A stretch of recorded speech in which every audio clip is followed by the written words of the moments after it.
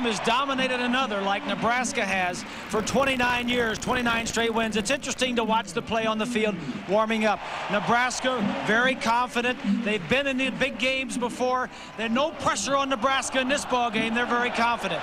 Kansas State, on the other hand, was dropping balls, throwing balls hard. 103 years, and this is the biggest game they've ever played in college football. All the pressure is on Kansas State, and the big player on this field today has got to be Michael Bishop.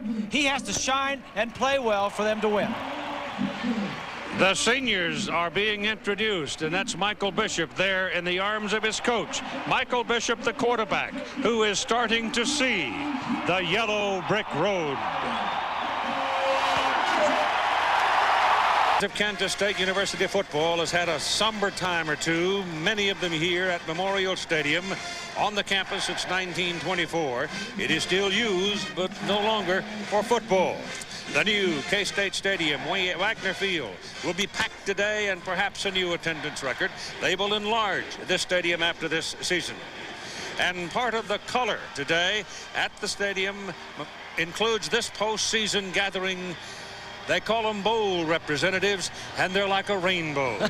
They are festival folk who bring rewards.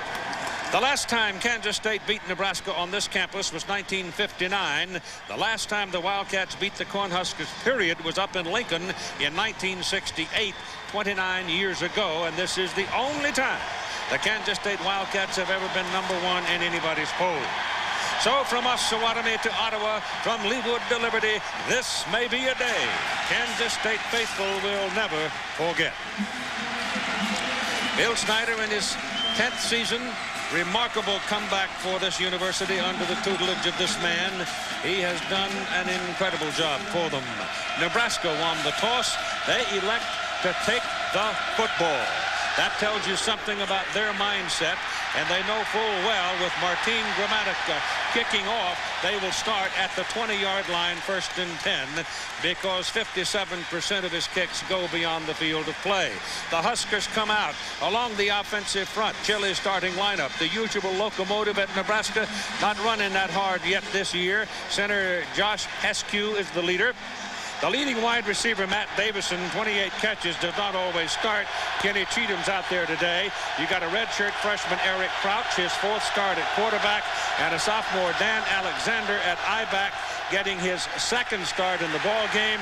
And Crouch turns upfield to get rid of some of the butterflies early.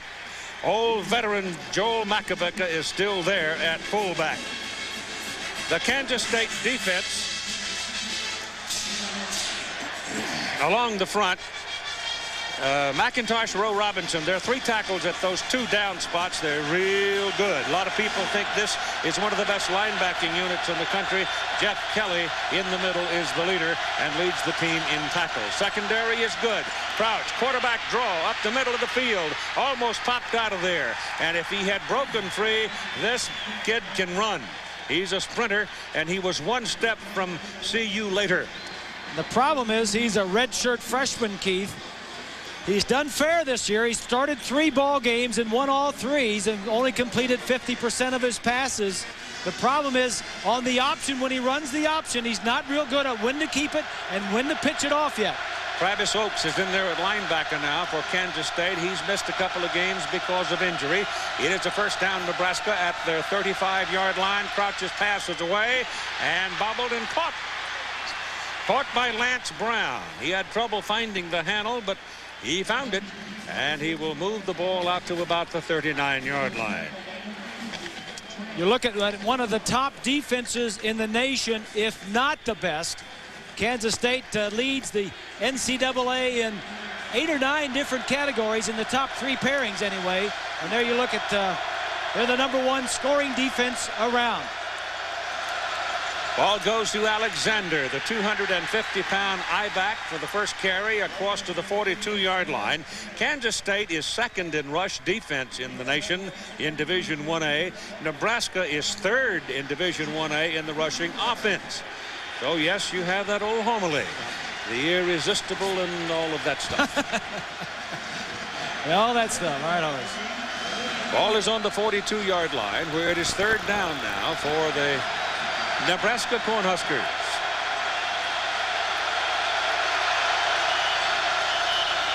3rd and 3. And timeout call by Kansas State. There was something on the field that somebody saw they didn't like, and so they spent the timeout very early in the first quarter. So here we come back now for a 3rd down and 3. Frank Solich, the coach of the Nebraska Cornhuskers, had plenty of time to plot something different if he felt like it. Kansas State now spending that timeout, and Nebraska comes out with 3 wide people to sort of spread the defense. And the option play with Crouch breaking off the corner.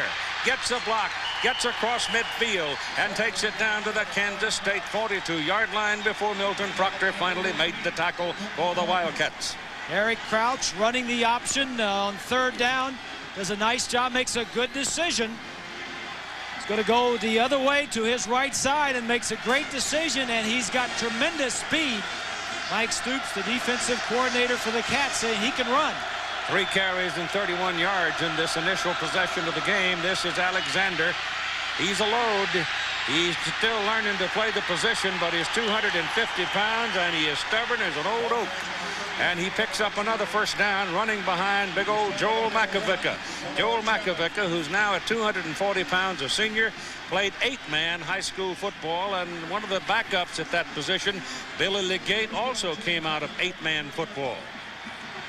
Maybe they look for their fullbacks in 8-man football. Well, it's not a bad idea if they're as good as the Makovica boys have been, I'll tell you. That's for sure. 30-yard line, and it's 1st down on the Kansas State side of the field. 5 men along the front. And Crouch back for the pass. Lets it go. He's got his man wide open. Jackson. Sheldon Jackson, the tight end, who, believe it or not, is one of the real big play people for Nebraska. Tackled by Lamar Chapman. The tight end for the Cornhuskers becomes a big play man because everybody gets hookered down there in the middle trying to stop the run. No question about that, Keith. They just fake the run this way. Here's the tight end. He's going to release to the inside and then go back out to the right. Fake the run. Tight end releases inside. Chapman, the free safety, loses sight of him. Look for that all day. Frank Solich saying we need more big plays. We've been struggling with the big plays. And it's 1st down and goal. The ball is at the 8-yard line of Kansas State. Nebraska trying to stick it in the end zone on their first possession. Huskers have won 8 and lost 2. The Jayhawks, the Wildcats are undefeated. I knew I'd say that once today. It's touchdown for Sheldon Jackson, the tight end. So Jackson, the tight end, gets loose on successive plays, and Crouch laid that one right on his fingertips, as soft as a sparrow's feather. That's a huge drive, Keith. The opening drive, Nebraska on the road comes out and says, hey, guys, remember that 29 years before this? Nothing has changed. We're going to come out and do it to you again. They set a tone for the ball game. They go 80 yards in 8 plays, 3.5 minutes, and they take the lead by a score of 7-0. Texas A&M today defeated Missouri by 3 in Big 12 play.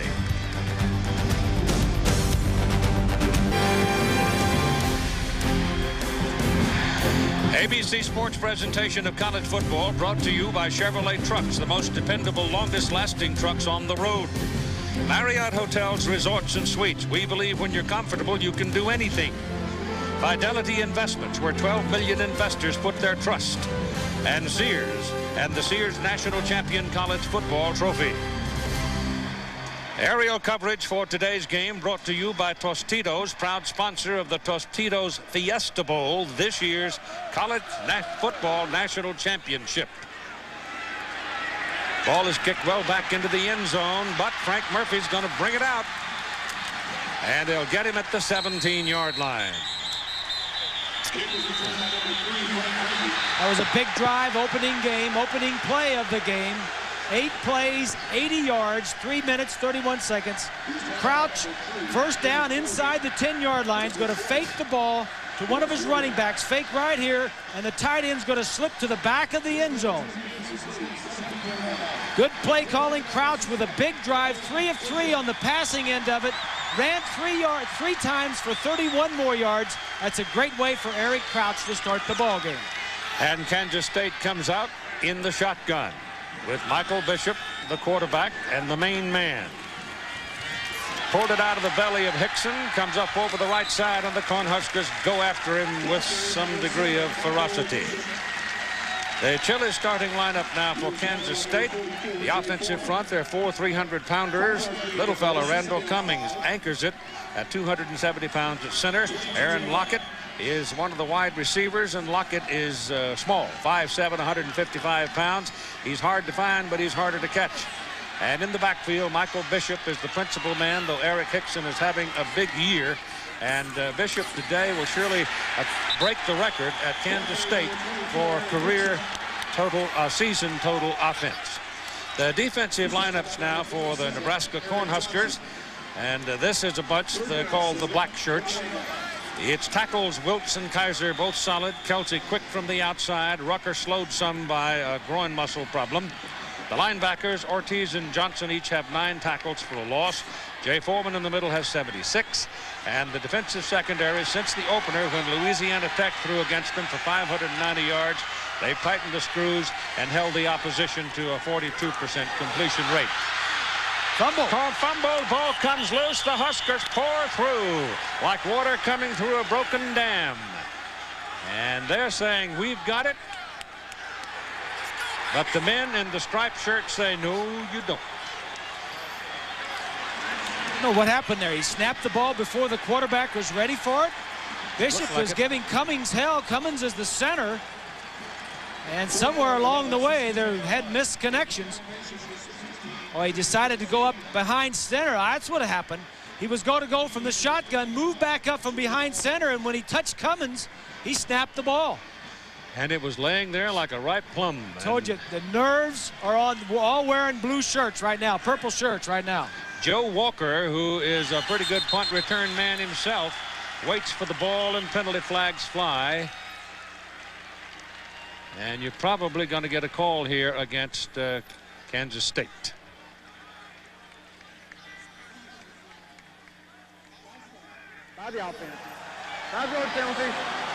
False start against Kansas State, backs them up 5. Nebraska is leading 7-0 off the initial possession. And they're going to get good field position out of this. Garcia has not had his best year this year, so far anyway. Walker waiting for it back on the Nebraska 41-42 yard line.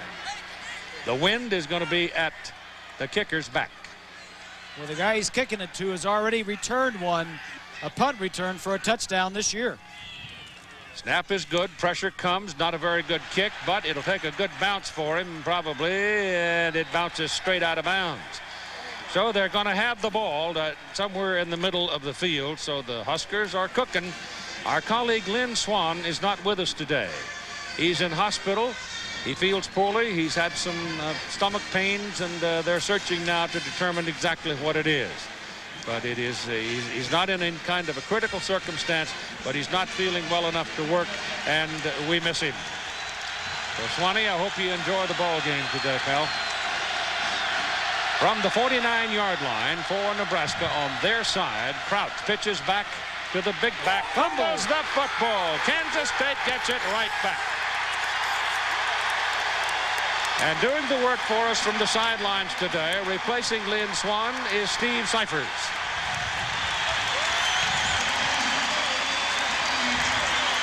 Except for that fumble, Keith, the offensive line couldn't have scripted it better for Nebraska in that opening drive with the 8 plays. They were holding themselves accountable going into this game, from Josh Heskey at center out to Sheldon Jackson at tight end, saying the slow starts offensively had been their fault. Their idea was to pound Kansas State early this week. Kansas State has been all over opponents' fumbles. That's the 17th time the opponent has fumbled, and 15 of those 17 the Cats have pounced on. The ball is just short of the 45-yard line. Michael Bishop looking for somebody to throw it to, gets it away, and he goes for the little guy, and he almost made the catch. Flying downfield, trying to cover on the Frank Murphy, who is a burner out of the backfield, had gone into a wide receiver position, and Murphy can really turn it on, and he almost got it. Let's take a look at the fumble, Keith. Go back to that last play. It's a toss back to Alexander. That's who is that? That was Kelly that hit him. It's a big turnover and a big possession for Kansas State. Big play for Cooper. 2nd down and 10 for the Wildcats. Option for Bishop. He's strong. He's a pretty good-sized fella at 6'1", 205 pounds, and he moves it to the Nebraska side of the field, the Cornhusker 49. Michael Bishop playing a heck of a lot better this year than last. 18 touchdowns, only 1 interception, and he's averaging 18 yards per completion. And that probably leads the country. He led the country in average yards per completion last year. He likes to throw the ball down the field. He likes to throw it long.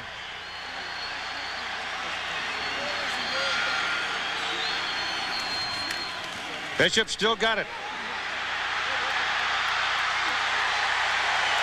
He got a pretty good block from the left side from Jeremy Martin, who's playing with a very sore knee, and he hooked onto Jeremy's hip pocket and picked up a 1st down. At the Nebraska 42-yard, just inside the 42. Make it the 41 officially. They go from behind the offense. Martin says, are you behind me? He turned around. You don't do that with a guy as quick as Bishop. Look here. This is Eric Hickson, who's a 1,000-yard man, and he's inside the 30. And now Kansas State showing some power in its running game as they reach the Cornhusker 28-yard line in a 1st down. Mike Brown brought him down. Well, Kansas State leads the nation in scoring offense and defense. And Keith, I think they've got the best special team unit in the country also. They are outstanding. Here's Kansas State. Total offense, they're 10th in the nation also, but they are just outstanding.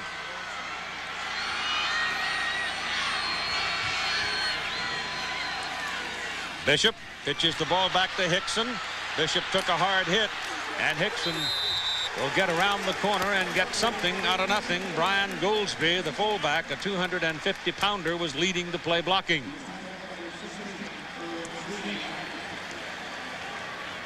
Coming right at you. The option, Kelsey, 57, gets a shot at Bishop. And then Finley, 19, comes over and finishes him off.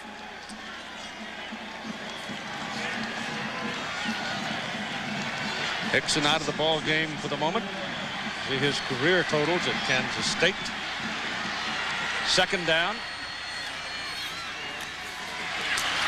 This is Bishop, caught from behind, tracked down by Chad Kelsey, a defensive end who trailed across the field and ran him down as Bishop was looking for a crack.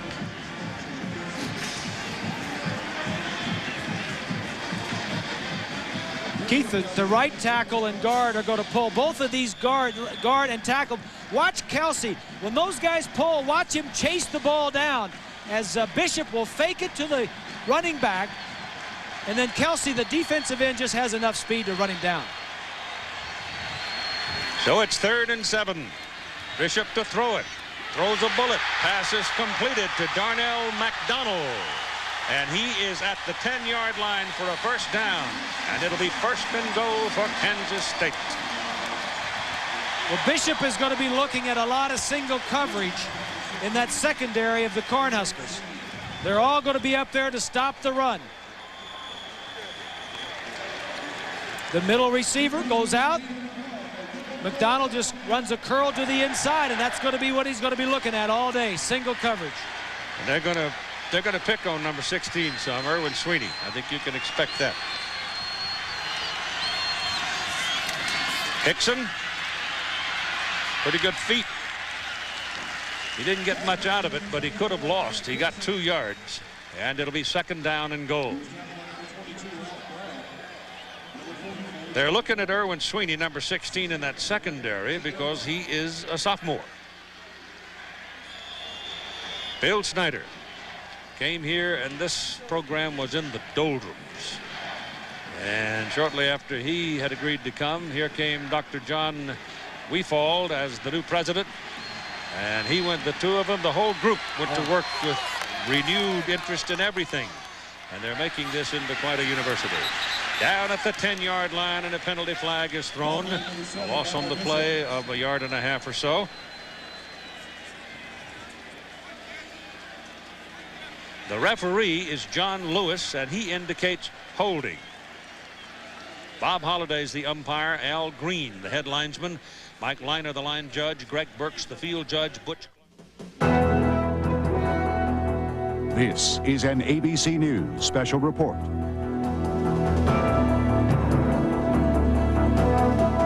Crisis.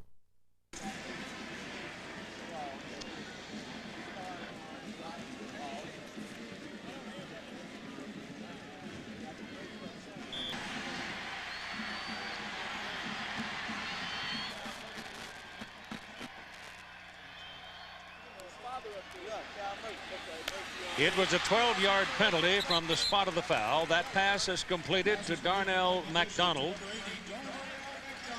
And McDonald will get down to about the 12-yard line.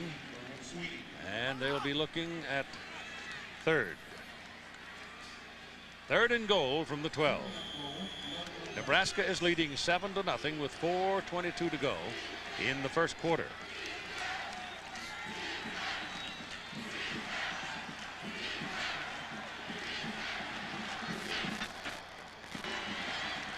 The incredible weather continues. It's the last 3 days here have just been incredibly warm. Got up to 70 at one time today, but it's cooled off some now as Bishop throws to McDonald. He's at the 2-yard line and taken down. Mike Brown took his legs away at the 2 when it appeared he might go in for the touchdown. And Mike Bishop says, I want to go for it. Let's go for it. That was a nice throw and catch. Bill Snyder looks like he says, all right, we're going to go. Well, it'll make a statement, and it also leaves Nebraska pinned if they decide to do that. Well, it tells you how much confidence he has in Michael Bishop. I think they run the option here, Keith. Hickson is returned to the field now, and they're coming up less than 10 seconds on the play clock. They better hurry. They're going to either run the option or the fade. There it comes. That's Bishop. He's in there.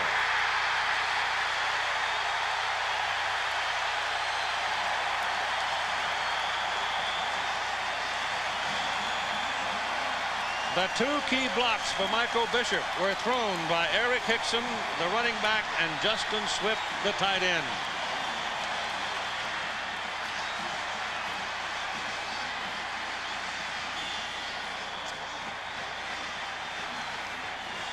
The option coming right at you. And this is not an option. He just faked it, and he was running it.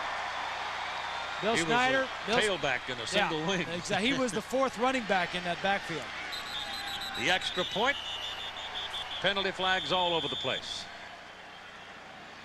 55 yards, 11 plays. They convert the turnover into a touchdown. Alexander fumbled it. It's against Kansas State, so they'll re-kick it.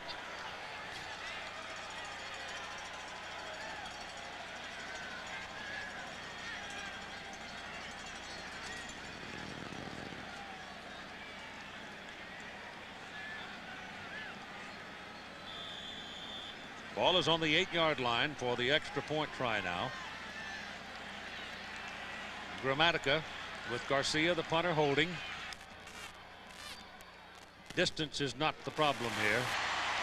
So he pops it right through there, and so we are all tied with 3.5 minutes to play in the first quarter.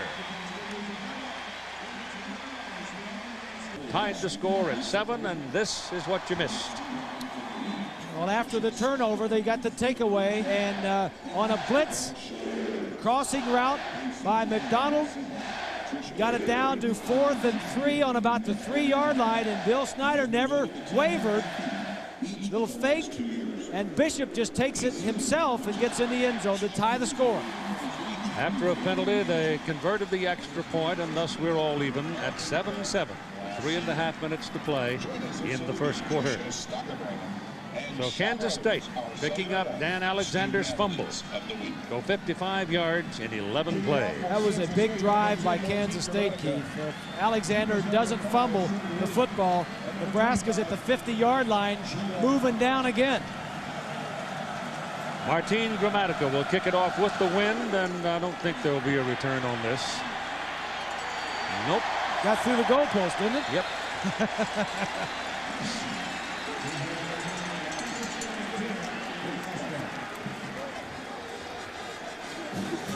Next Saturday on ABC Sports, Showdown Saturday, bowl bids on the line and everything else, bragging rights and all of that. Michigan, Ohio State, that's a national. Then regional action through the afternoon. Florida, Florida State, USC, UCLA. Check your local listings for the game in your area or call your cable or satellite company for games available on pay-per-view. Nebraska comes up on the 20-yard line, first down in a 7-7 ball game. Eric Crouch hands the ball off to Correll Buckhalter, who is in there at I-back. And Buckhalter, who is also a sophomore, 225-pounder, picks up a first down. After Alexander fumbled, Buckhalter jumped in. Makes a nice run. Makovica, 45, says, "That a way to go, kid." Makovica, a fifth-year senior, talking to the sophomore. D'Angelo Evans would be playing if he were healthy, but he's not healthy. Not even here. Crouch back to throw. Gets it off, and it is completed to Matt Davison. Matt Davison, of course, the young man who participated in the miracle play at Missouri last year. Crouch, sorry, Keith, go ahead. Crouch starting off very nicely, 4 of 4 in the passing department, and that one just standing in the pocket, looking around. Take a look at the pass protection. A little play action makes it a little bit easier for the offensive line. Nice throw and catch. Lance Brown is on as a wide out. He and Davison are wide to the bottom of your picture. Kansas State's in the neutral zone. So it's either early motion by Nebraska or offside against Kansas State as Darren Howard got in there early trying to anticipate. It's against the Cornhuskers. False start. For those of you not familiar with Nebraska football this year, they've had some injuries at quarterback. Bobby Newcomb has been in and out of the lineup and will be out for the rest of the season. He started 6 games. Eric Crouch making his 4th start here today. And that's how they've done in converting drives into points. Not only have they had problems at quarterback, but like you said, Keith, D'Angelo Evans has missed 8 games this season. So it is 2nd and long. Up the gut. Run the ball, run the ball, run the ball. And when you have a Makovica who came out of Brainerd, Nebraska, pretty steady, pretty reliable. So on 2nd down, it just give it to the fullback and knock him down, and up he goes.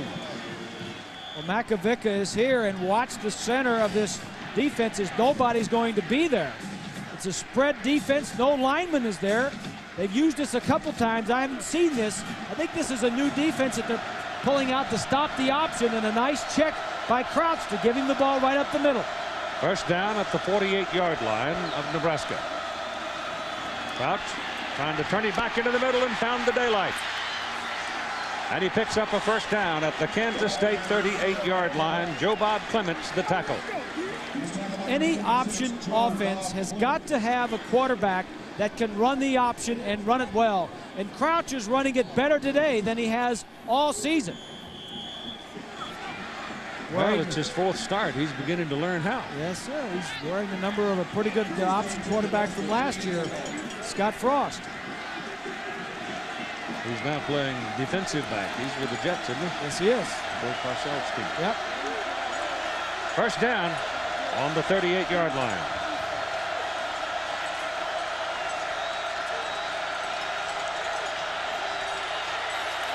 They burned the clock. Too much time. And no play.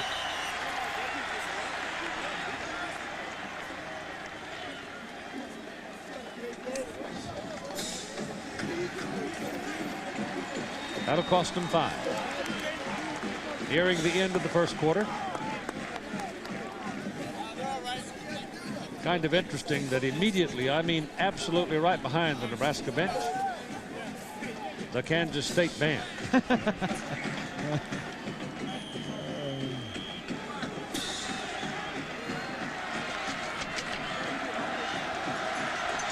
Put it back on the 43. Nebraska's rushing 9 carries, 90 yards. They're averaging 10 yards in the running game, and they go to the shotgun now for Crouch.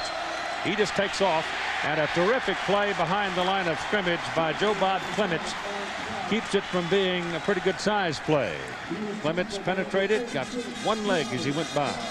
And if he hadn't have made that tackle, there was some running room up the middle for Crouch on the traps. That was never a pass play. Half a minute to go in the first quarter. They've got to run one more play. It'll be 2nd down and 13.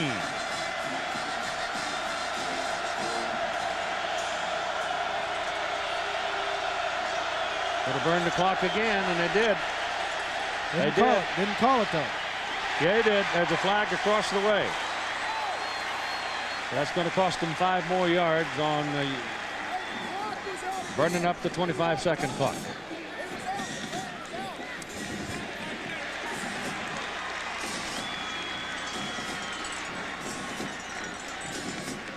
Well, when the quarterback's at the line of scrimmage, he's got to see that clock.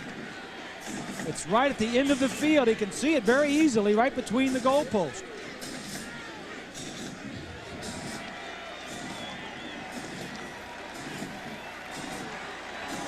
So that 5 yards will move the ball all the way back to the 46-yard line. Yeah, so there was no play. Minus 5 yards, 2nd down again. And 18. But the quarterback's got to be aware of that clock and get the ball snapped in time.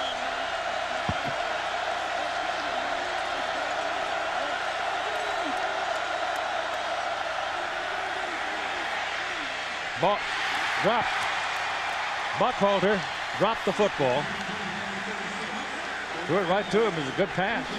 He just didn't get it tucked away because I think he might have been peeking to see which way he could go with it. Yeah. Now they're calling it what? They're way back there, but I saw the ball hit the ground, didn't I? Yeah, it did. It's the end of the quarter, and that's what it is. So there is some degree of clarity there. After one period of play, we're right where we started, all even, 7-7. As we come to the second quarter of play in Manhattan, Kansas, the home team, the Kansas State Jayhawks, the Wildcats, boy, are tied with the Nebraska Cornhuskers by a score of 7-7. And of course, the big story all season long has been whether or not Kansas State's program has caught up. Is it now in position where it can do something no other Kansas State team has ever done? And that is go contend for a national championship. And that basically is what they're playing for here this afternoon. The opportunity. That pass is incomplete. Matt Davison, the intended receiver. Jeremetrius Butler, the freshman from Dallas, number 23, made a very good play on it.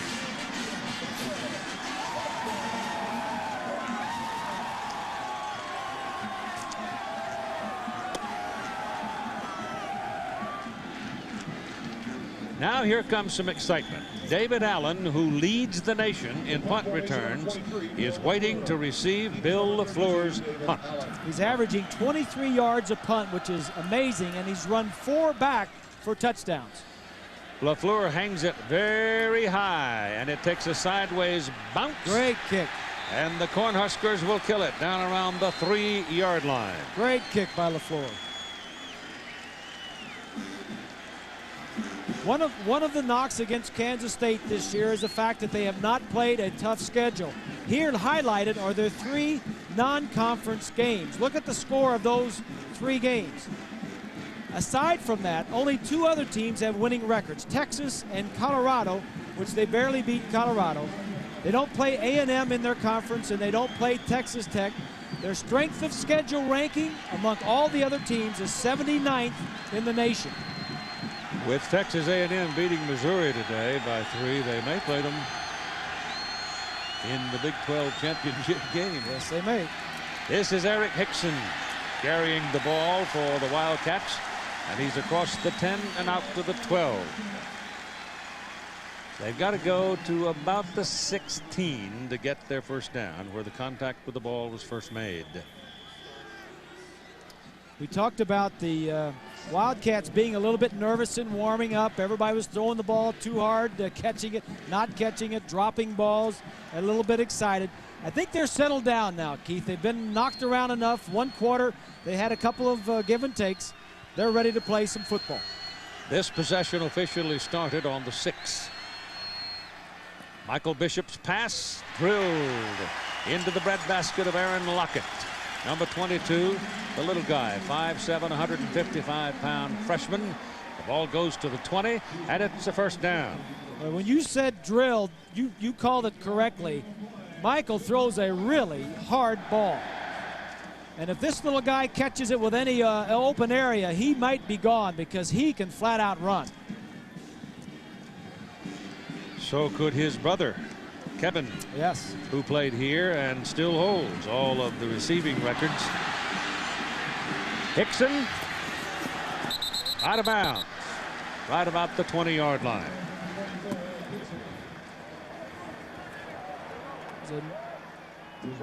Good pressure by Rucker forces Bishop to throw the ball or to toss it. Watch to the left of your screen.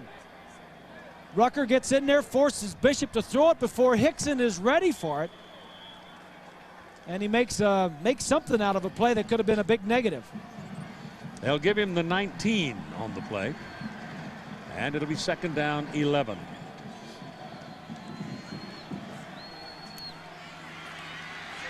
Look out.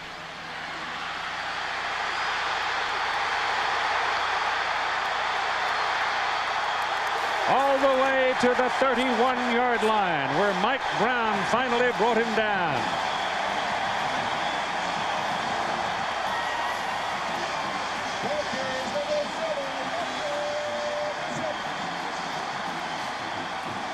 It's a 50-yard run. Charlie McBride said that when you rush the passer, you got to stay in your lanes. Because he'll do this. This guy comes up this way. He comes up. This one's here. But watch this tackle right here. He gets way out of his lane and creates a huge hole. Covered. Look at him. A huge gaping hole in the middle. That's Kaiser, 91. The guy is exciting. Michael Bishop. Still got it. And he's taken down at about the 30 by Julius Jackson, number 50. Charlie McBride said it's not important to put pressure on Bishop.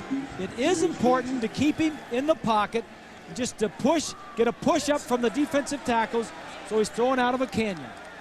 There's a flag on the field.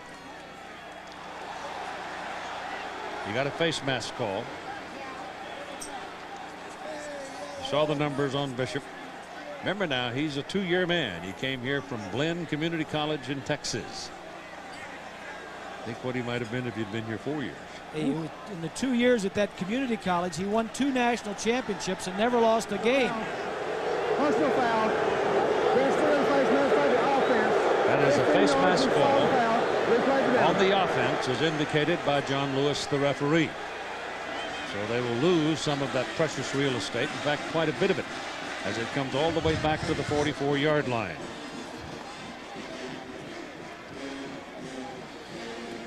Bill Snyder it's an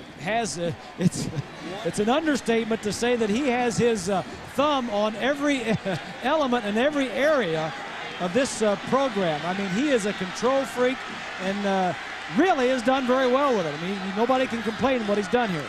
On first down and 23 now. Sack. Ball's loose. Huskers got it. Was he down? No. Nebraska ball. Lauren Kaiser. That tackle that Bob talked about a while ago got out of his lane and got burned on the run. He's involved in the play, but it was Carlos Polk, the middle backer, who popped it loose. So number 91 has earned his redemption. Polk is right in the center of the line. Number 13 does a nice job of beating the block of the lineman. And Kaiser 91 does a nice job of corralling the football. And it's first down Nebraska at the Kansas State 43-yard line. Crouch will keep it and go down with a yard. Mark Semino, one of those three outstanding K-State linebackers, made the tackle.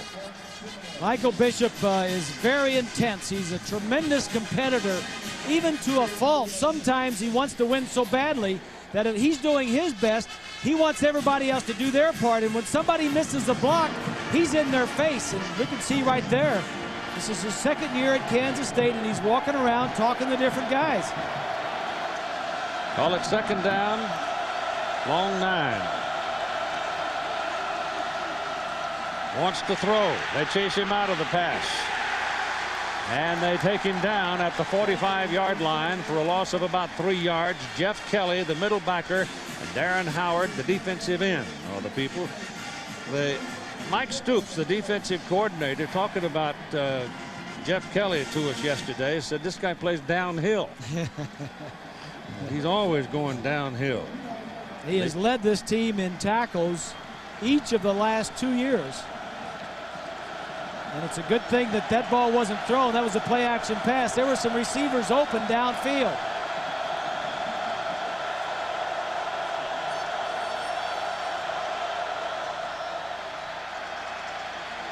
Crouch with a lot of time, lets it go, and it is caught it.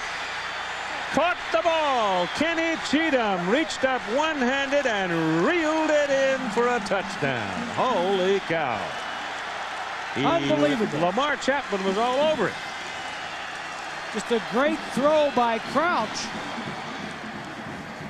The defensive back from the left side is never going to see the ball coming. He's covered, but he doesn't see the ball. Crouch puts it right where he needs to, and Chapman never sees it and never makes the play on the ball.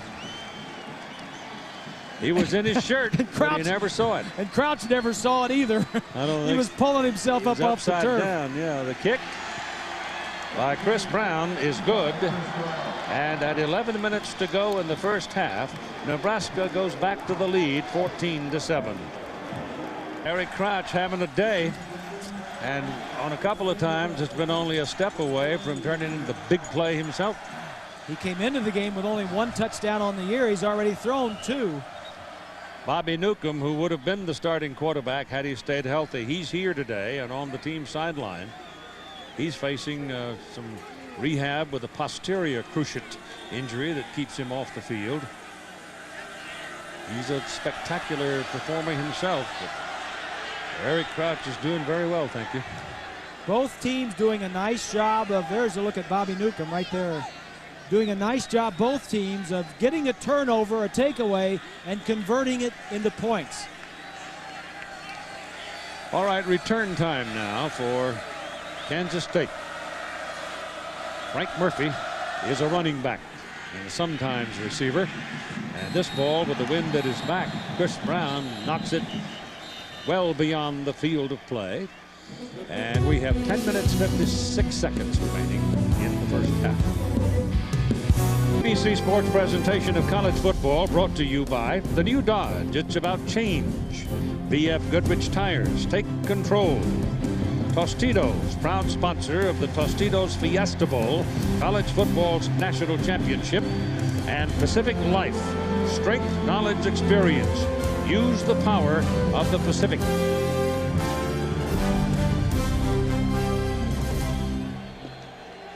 Goldsby and Hickson lined up now behind Michael Bishop, with Nebraska leading 14-7. Bishop pitches, Hickson has it, gets a block from Goldsby, and he gets up to the 25-yard line, where Tony Ortiz makes the tackle. We talked about the turnover that allowed Nebraska to score. Here it is, Polk, the linebacker right here. And watch Goolsby, the fullback, as he comes in, he'll miss the block on Polk.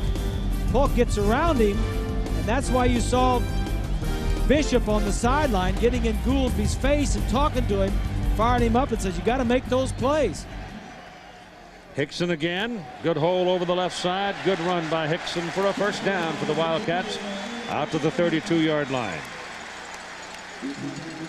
Well, whatever it was that Michael said, Gouldsby, it's working. Now, Gouldsby is one of those fullbacks in college football that is going to be a blocker and a receiver and doesn't carry the ball very often. Hickson has 8 carries and 35 yards so far in the game, and Gouldsby coming off the field right now. Ryan's a 250-pounder. Gavin Parise, a wide receiver, has gone in to replace him, and that gives K-State 3 of those.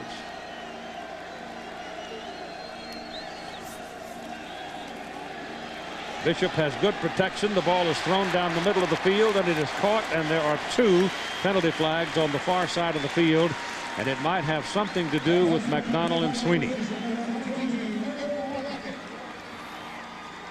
McDonald was working that side of the field. Sweeney was defending. The pass was completed.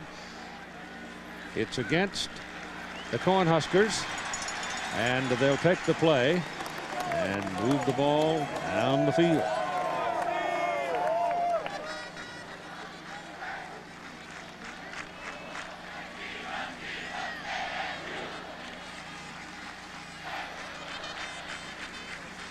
Michael Bishop has only lost 1 game since he left high school. In junior college at Blinn, the community college, he was undefeated in 2 junior college championships. And then his 2 years at Nebraska last year and this year, at Kansas State, excuse me, he's only lost 1 game, and that was last year to Nebraska. The catch is good to the 49-yard line, where it's a first down. Lockett making the catch. Bishop, quick drop, looks for the crack, finds it. Fumbled the ball. It's picked up by the Cornhuskers, Clint Finley. It's the 3rd fumble that the Cornhuskers have caused. This one, Bishop picks up after a quarterback draw. Chad Kelsey hit him and knocked it loose. Nebraska now has converted, keep this in mind, 82 points off turnovers so far this season. Yep. They know what to do with it when they get it back. I don't think the Cornhuskers need a lot of help. Then, of course, neither does Kansas State. So here comes the catch now to the defensive side of the ball. And the Cornhuskers coming right at him with Buckhalter running into a wall. Damian McIntosh, number 77. McIntosh is 6'4", 290, a junior, and they say he's under 5 seconds in the 40-yard. He has very good feet. In fact, they say that next year, when Ryan Young leaves and graduates, he may move to an offensive tackle position. He's that good.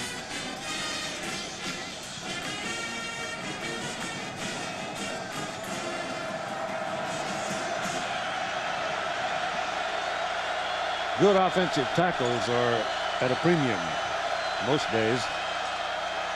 Crouch to pass, gets it off, has a man. Pass is caught up at about the 48-yard line by Matt Davison.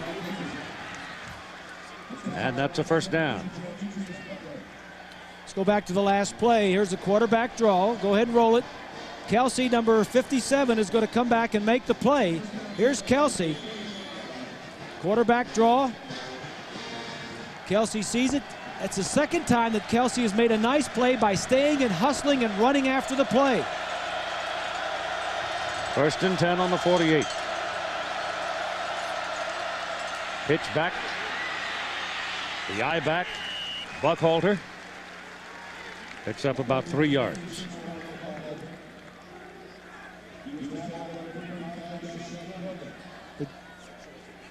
Keith, we talked about Nebraska's offense and the fact that Bobby Newcomb is not there. He was the quarterback that they wanted to be there. D'Angelo Evans was the running back that was supposed to take over this year after Amon Green left.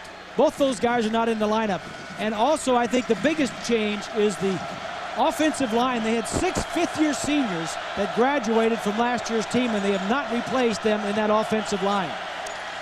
Crouch looking around, doesn't like what he sees, and says, let me take this problem to the sidelines and let the suitors make the decision.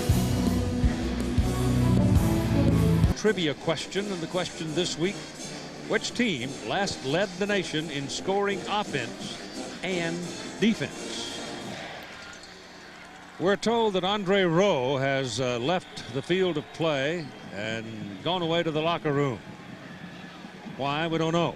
And you won't know because you will not get that information from the Kansas State sidelines. Some schools are that way, and that's their prerogative. Devane Robinson is in to replace him, and Robinson plays a lot. There are three people who play those two positions. This is Crouch looking for the crack, found it. And runs very well in traffic and gets a first down for Nebraska down on the Kansas State 33-yard line.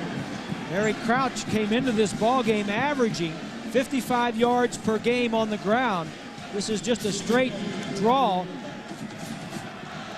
He has 61 yards in this ball game already on 8 carries.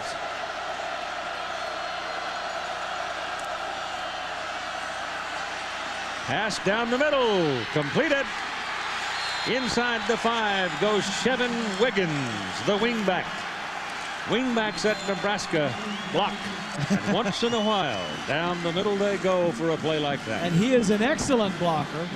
There's no fancy coverages in these two defenses here today. Against option offenses, they're just going to be single coverage, and if you can drop back and throw down the field, there's a lot of offense to be had through the air.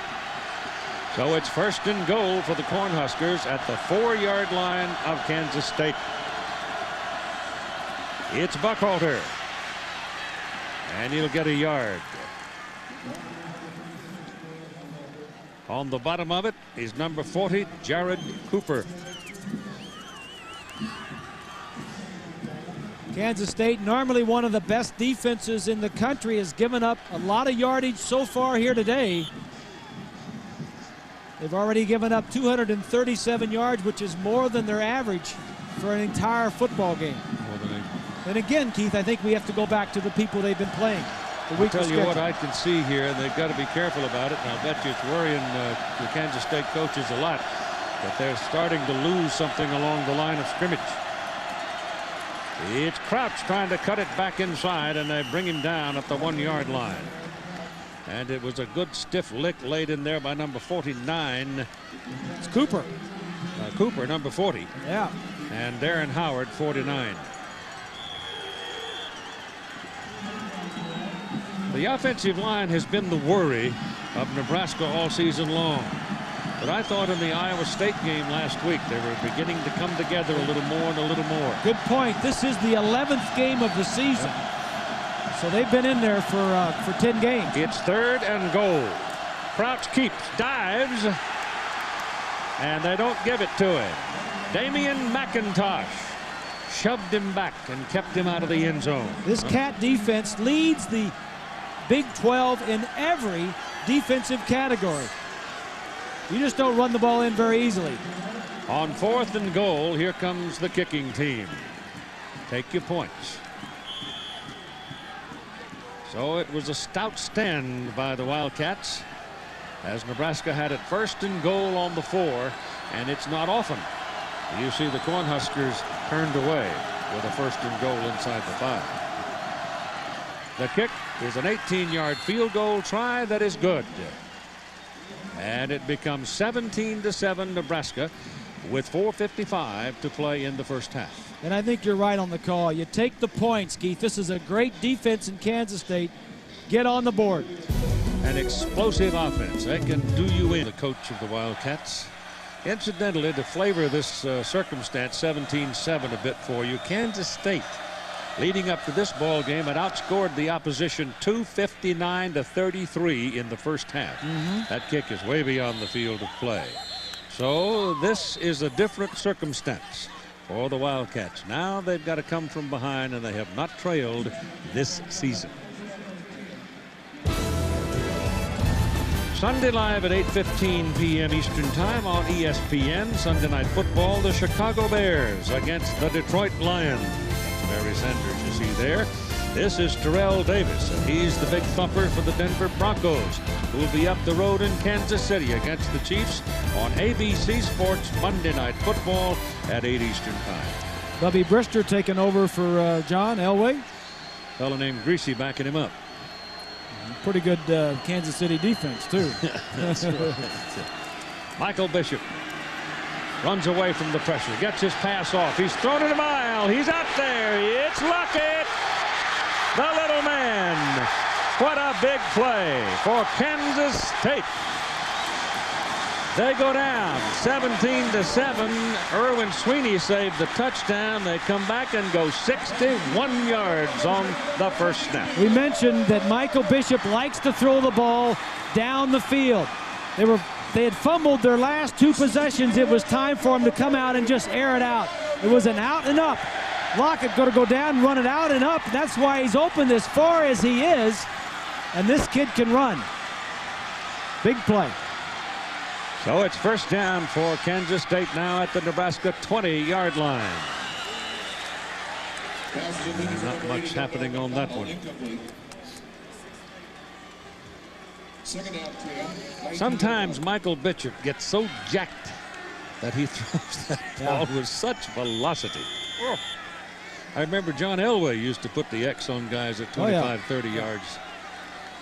This guy he throws it like a bullet. He's 6 of 8. Ran it 10 times. Fumbled it once.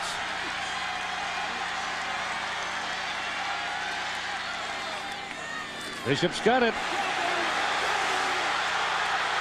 Inside the 5-yard line. You're not going to contain this guy. You just better outscore him. Because as long as he's running from east to west, Rucker goes upfield for the pitch man.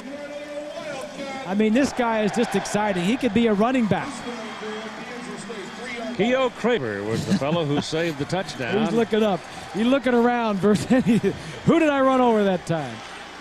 First and goal for Kansas State at the Nebraska 3-yard line. What's the option here?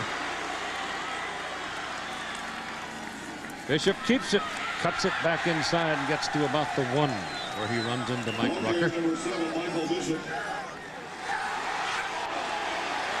They call in fumble. Nebraska says we've got the ball. He was in the stack. They dig out of the stack, and it's in the arms of a Cornhusker. The Huskers are running off the field. The Cats can't believe it. They're still standing around the goal line. You could see Bishop over the sideline with Snyder yelling at his own coach, says, "I was down, coach." Very excitable young man. Now, Bill's coming down, sends Michael away, and he wants to talk to the field judge, but the field judge is not going to help him. They got to play defense now because it's Nebraska's ball, first down, just outside their own 1-yard line. And here's a look at it, Keith. Well, the ball is loose. There's no doubt. You saw the ball come out.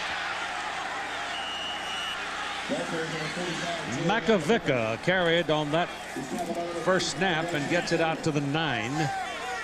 Trying to calm Bishop down on the sideline. Is his knee on the ground before the ball comes out? It looks like he fell backwards. Yeah, he did fall Looked like he was falling backwards, and I don't think he would have been on the ground. He would have been laying on somebody. So it was probably a good call from as much as we could see. Probably just wrestled the ball away from him.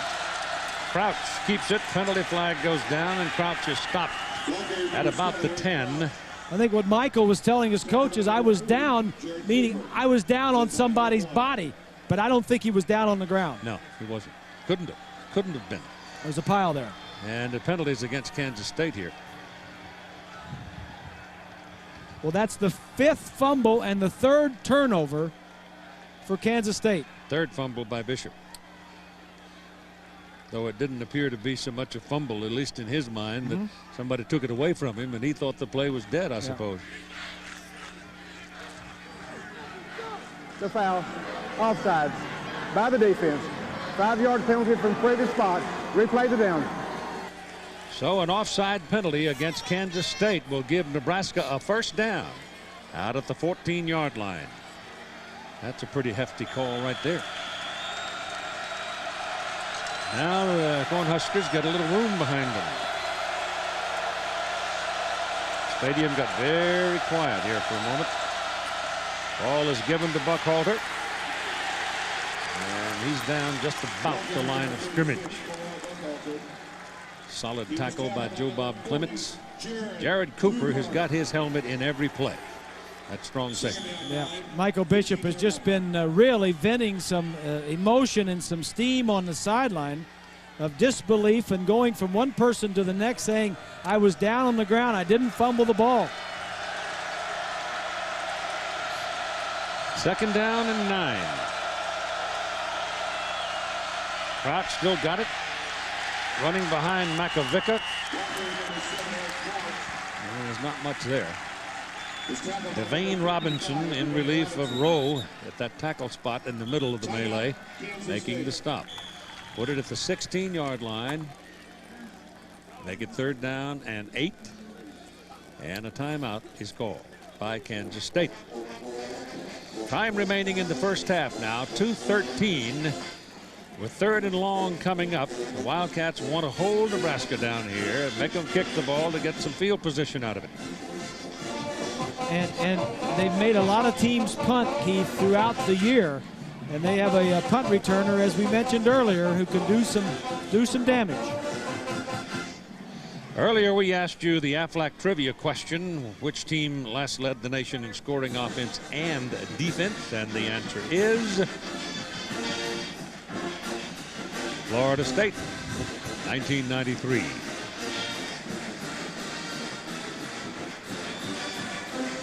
Kansas State leads this year in offense and defense, but they're trying to win a national championship. College football, Keith, doesn't have a playoff system for a national championship, but make no mistake about it, this is a playoff type game. Oh, I guarantee If the Wildcats lose, they're out of the picture. Yep. Well, Tennessee is trailing in their ball game 14-0 to Arkansas. And that's a playoff type game, and the one up in Seattle with UCLA. They're leading 13-3, I think it is. It was like a playoff weekend. Yep.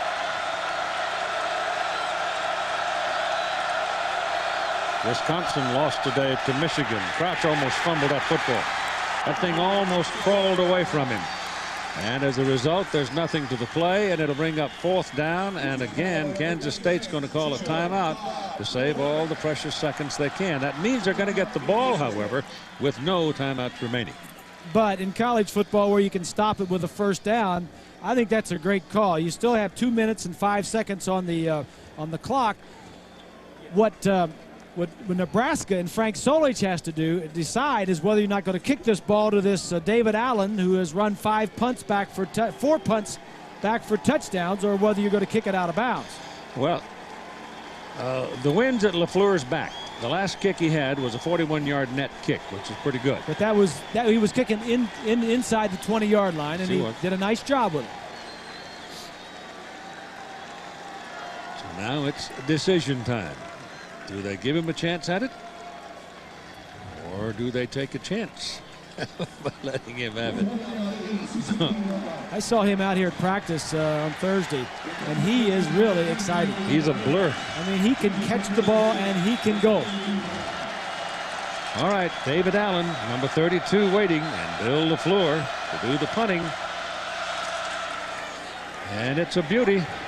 And Allen goes all the way back to his 20, back to his 16. Now here it comes. He gets 1 block. He gets 2 blocks. He breaks a tackle. There he goes. And finally stopped at the 40-yard line. There's a knack for doing this. Not only... There's a penalty flag back at the 34-yard line, and it's on Kansas State. Yep. So that was a 63-yard punt. LaFleur certainly did his job. Allen returns it 40 yards. He certainly did his job. But in the process, there was a foul.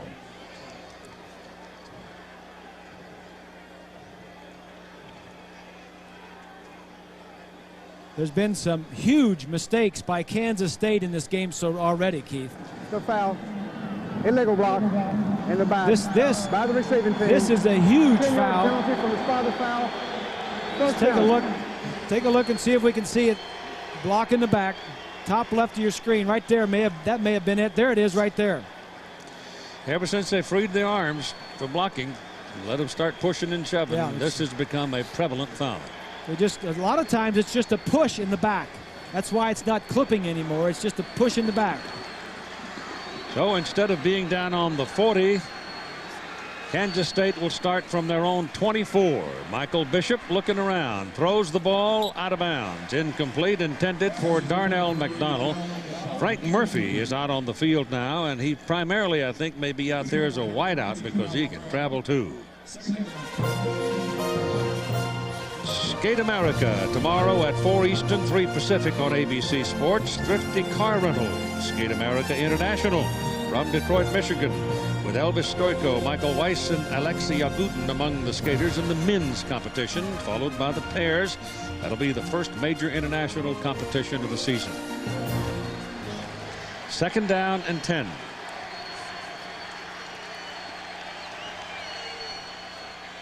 Bishop with time. Throws underneath to McDonald. And he'll get it up to the 34. He's right on the 1st down marker. Traver brings him down for Nebraska. Clock stops to move the chains. The offense gets up to the line of scrimmage and has a play ready to go. See the clock start now. Once the chain is put down, they go.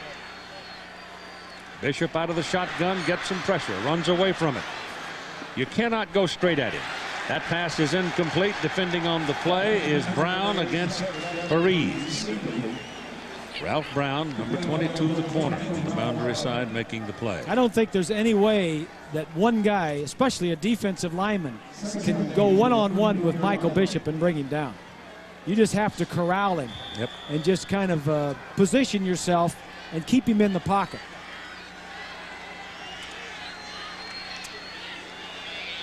It'll be 2nd down and 10 from the 34-yard line. Time remaining. Up there in the right-hand corner, you can see 1:22. 17-7. Nebraska has the lead. Kansas State has hurt themselves with mistakes. And he's out of bounds at about the 50. He gave it to him. 50-yard line. Gave it to him at the 50, yeah. Boy, it's amazing to me that Aaron Lockett doesn't lose a couple of fingers. The way he throws that ball at him. Well, this was a designed rollout. Watch the offensive linemen. They're all the way out there.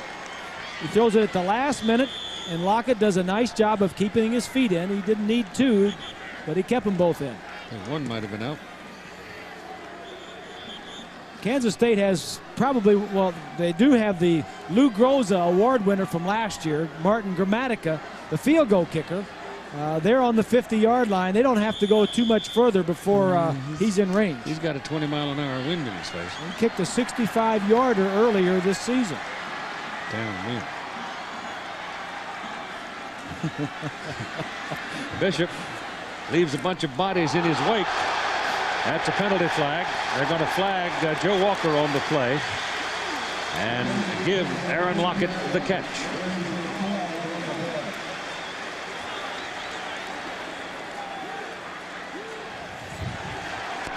There's Lockett and Walker.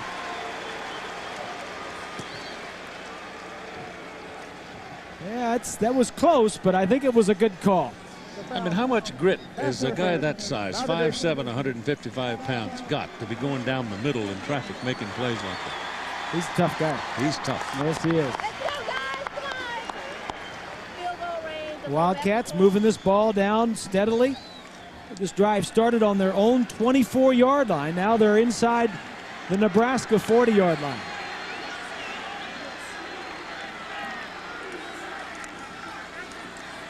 Bishop with a lot of time down the middle. He's got his man McDonald. They played him soft, and McDonald's going to get away. And just short of the goal line. Mike Brown stopped him just short at the 1. You're not going to contain this offense. You're going to have to outscore them. They have too many big play people, beginning with Michael Bishop.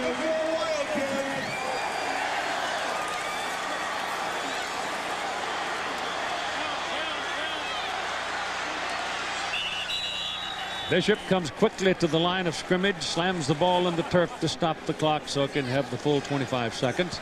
Time remaining in the first half, 52 seconds.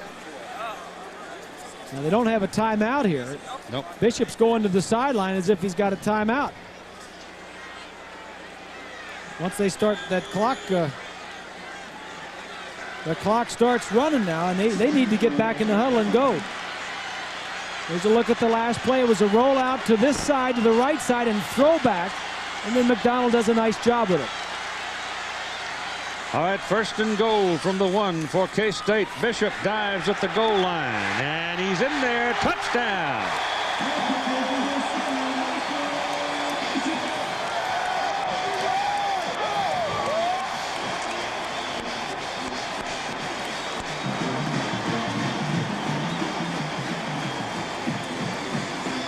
You talk about a one-man gang. You're looking at him right there.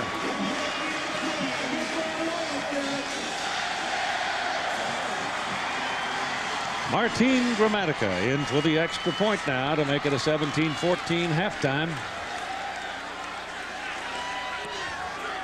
And he does.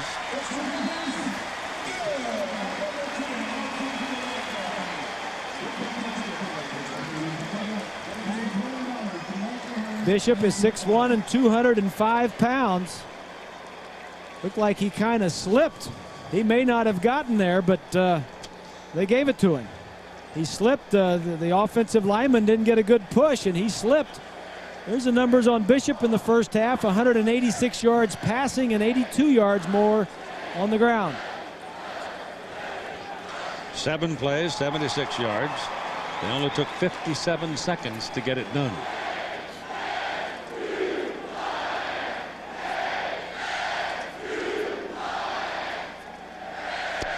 They are package lightning, all right.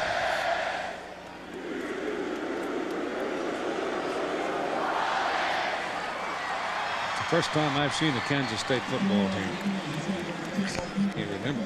Well, you know, you go back in your preparation and all that. I mean, they've never won a Big 12 or a Big 8 conference championship, and now they're in the hunt for a national championship, and it all goes back to one guy, and that's Bill Snyder. Plain and simple.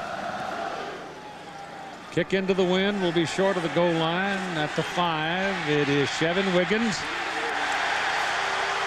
And they get him. Boom. Jared Cooper. He laid a lick on him. Coming up on Valvoline Halftime 98, scores and highlights around the country, plus an update from ABC News. They'll mark him at the 17-yard line, where it'll be first down, Nebraska. And 45 seconds remaining in the first half. I think the Cornhuskers will be satisfied to go to the clubhouse leading by 3, rather than try to do something heroic here and maybe lose the ball. Crouch pitches it to Buckhalter, and Buckhalter is slammed out of bounds. What'd you just say? Yeah. that ball flying around. Whew. You know, in spite of losing 3 fumbles, and one of them inside the 5-yard line, Kansas State is still right in this ball game, Keith. Well, they lost it on the 1-yard. Yeah, and they got back down and scored anyway on the next drive, or 2 drives later. Here's a look at the mistakes by the Wildcats today.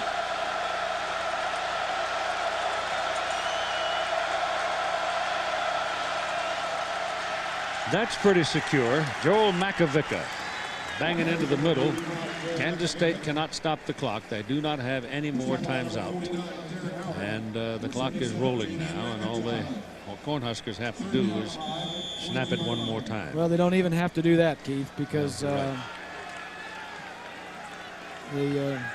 play clock is below the 25-second clock. So they're going to the clubhouse with a halftime score of Nebraska 17 and Kansas State 14.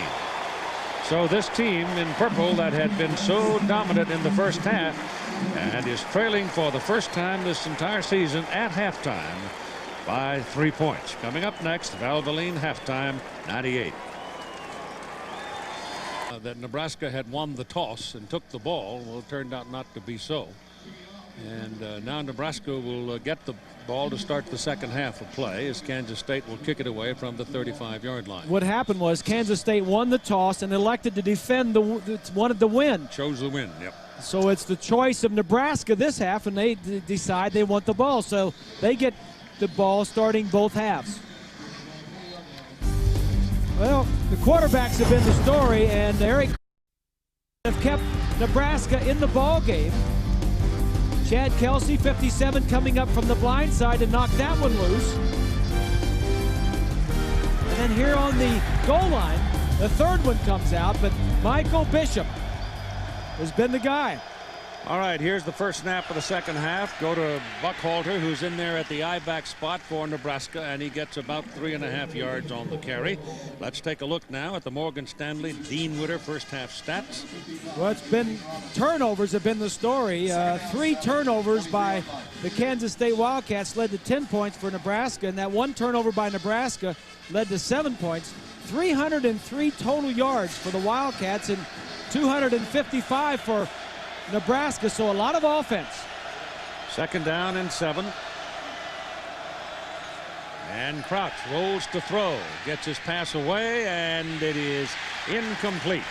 Defending on the play was Demetrius Butler, and he just barely tipped the ball away from wingback Chevin Wiggins. Well, we mentioned that the quarterbacks were doing a nice job. This is the percentage of the offense that the quarterbacks have running and passing. Pretty good numbers there.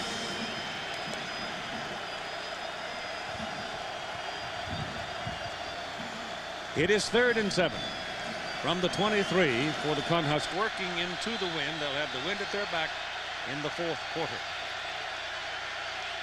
And it's a pretty brisk little wind now. Option with Crouch. And they drag him out of bounds, short of the first down. Lamar Chapman got him. A lanky junior from Liberal, Kansas, number 1. So the K-State defense does its job and will give the offense the ball and pretty good field position. David Allen is on to return the punt. Bill LaFleur is in to kick into the wind for Nebraska.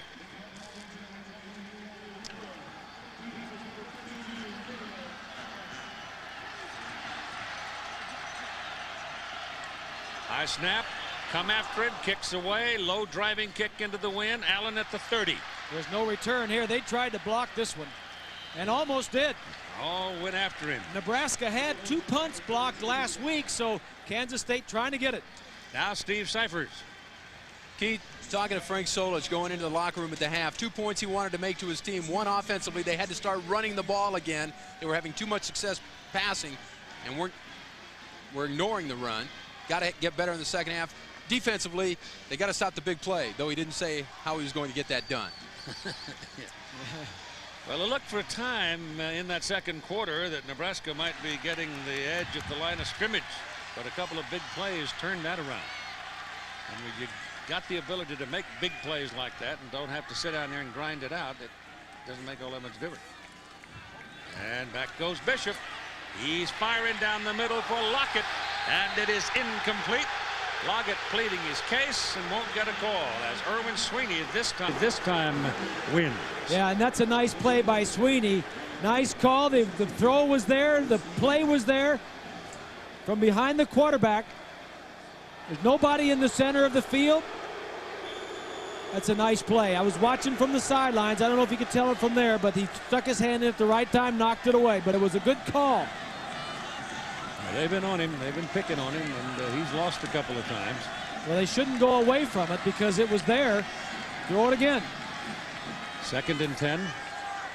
Frank Murphy now is in the backfield as the I-back, and this is Bishop taken down this time by Joe Walker. So Joe Walker, the Nebraska punt return man, comes in and makes the tackle from a safety spot. Yeah, and if Walker doesn't get him down, Bishop may still be running.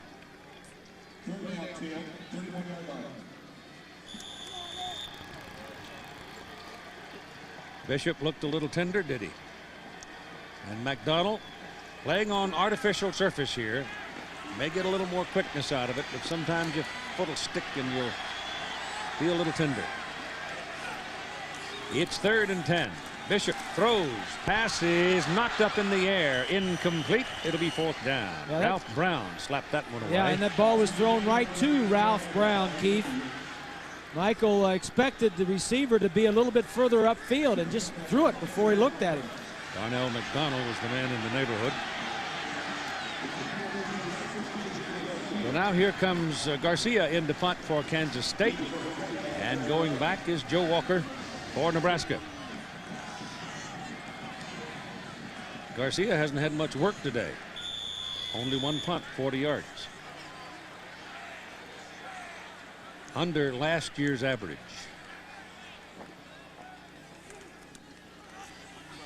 Flag down, kick is away. Beauty.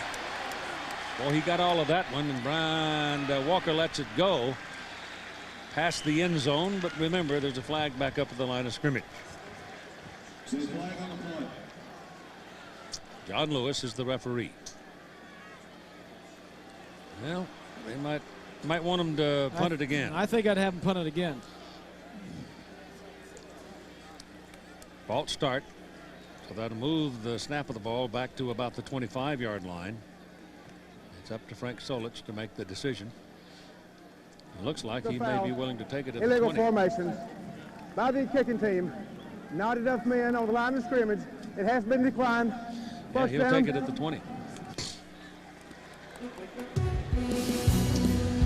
So early going in the 3rd quarter, 17-14, Nebraska still leads. Now after huddling with their coach and getting the offensive decisions for this possession, they'll have the ball at the 20. And if there is one single thing the Cornhuskers need right now, it's one of those grinders down the field and take some time. Kansas State with that quickness and that quick strike ability, boy. You can't let them have the ball too much. Crouch back, pressure coming, passes away. Sheldon Jackson's out there, and the pass is incomplete. Jared Cooper was covering on the play. So the tight end, who had 2 big plays in that first possession that put Nebraska on the scoreboard, was well covered that time. And that's a nice play by Jared Cooper. He is 3rd on tackles on that defensive team, Keith. First down play by Nebraska. They faked the run, and Cooper wasn't fooled.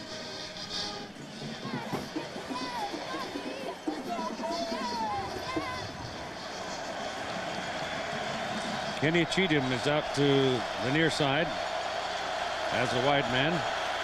Sean Applegate's in the lineup as well, but they'll hand the ball off to Joel Makovic at the fullback, and he'll pick up 3 yards. I think one of the reasons why Bill Snyder elected to take the win at the beginning of the game and then have to kick off at the second half again, because he had confidence, first of all, in his defense.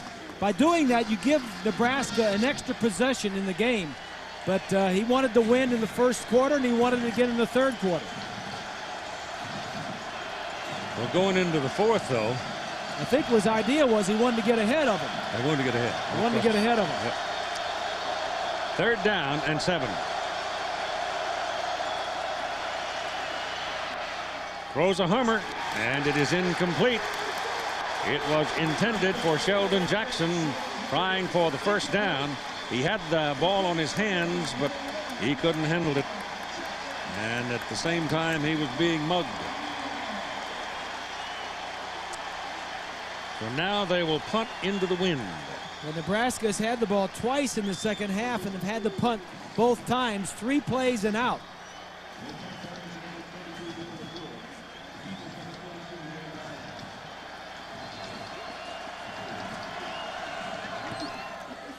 Good kick. Got a return set up. 35-yard line for Allen. And they get him. He got 3 yards on his return.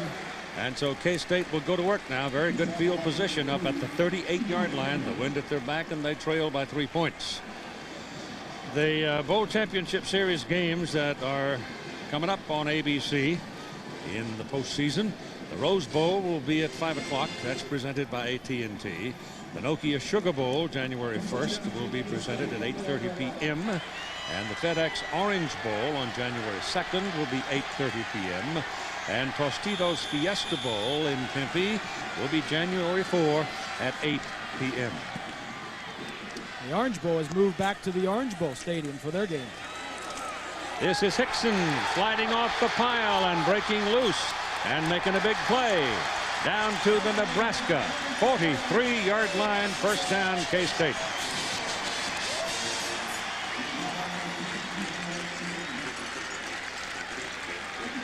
Here's a look at the standings right now in the Bowl Championship Series. Tennessee is losing, and Kansas State has their hands full right here. UCLA is playing a tough game up in Washington today, so a lot of things going on in the Saturdays late in the season. In November, everything takes care of itself. Just give it time. 43-yard line, go back at the line of scrimmage, and a yard or so on the pickup for Eric Hickson. If that Arkansas lead over Tennessee should hold, it would be the third straight week that the #1 team had dropped out of the top of that BCS poll. UCLA, remember, they squeaked by Stanford and dropped out, and then Ohio State was beaten by Michigan State. A lot of the key games coming late in the year. Should Kansas State get by Nebraska, they have to go to Missouri next week. Yep, at Columbia. And that'll be a tough one. Missouri lost by a field goal at Texas A&M today. Frank Murphy is out there as a wideout now. Goldsby in there to block, and Bishop finds some green to run on, and then he is caught and dragged down by Chad Kelsey. That's the second time today that Kelsey has run him down from behind. Chad Kelsey is having an outstanding year. He had 4 sacks, 57 right at the bottom of the screen. Gets upfield, containing, keeps his eyes on him, and has the quickness to run him down. But he's having a great year. 4 sacks coming in on the year. Not as many sacks for the Nebraska defensive line because their offense is not dominating and getting ahead as much as in the past. The defense is not playing against teams that are trying to catch up and throw the ball. Parise is in there as the extra wide out. A little soft touch pass to the fullback Goldsby. And Goldsby is down to the 31-yard line and dragged out of bounds. And move the chains. That's a first down for Kansas State. And that's a nice throw by Michael Bishop in the sense that it's not a gun. You know, you just don't throw it. Mike likes to throw everything hard, but for the fullback, it's a little touch pass. You got to throw it over Kelsey and a nice little touch. That's the first catch by a running back, and all the other completions, 9 of them, have gone to the wide receivers. So first down at the Nebraska 31 for the Cats. Bishop chased again and runs it to the 24, where Jason Wilkes, a big tackle trailing him, makes the stop. That was a stop and go route. They were trying to work on Sweeney, and it didn't work out. Look at the feet here. Keeps his feet moving. I tell you, that is an extra dimension to this offense. When your quarterback can drop back and plan to throw the football, and if nobody's open, have him run a delayed quarterback draw up the middle. Second down and 3.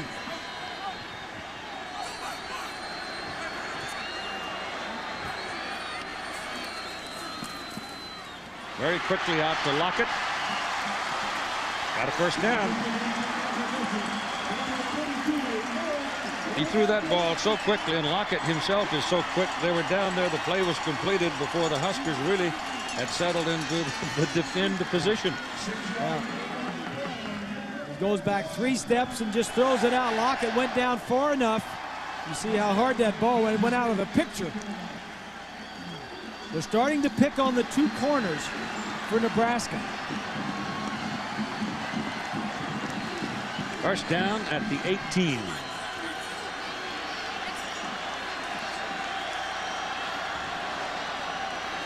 Play clock ticking down to 2. They get it off. Bishop throws. That's McDonald. Touchdown.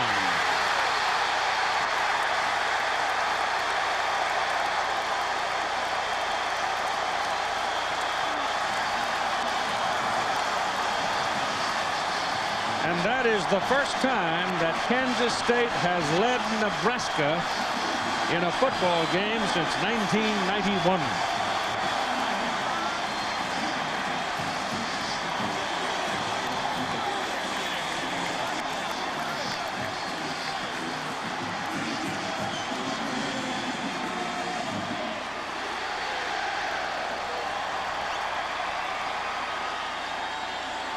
The extra point by Gramatica.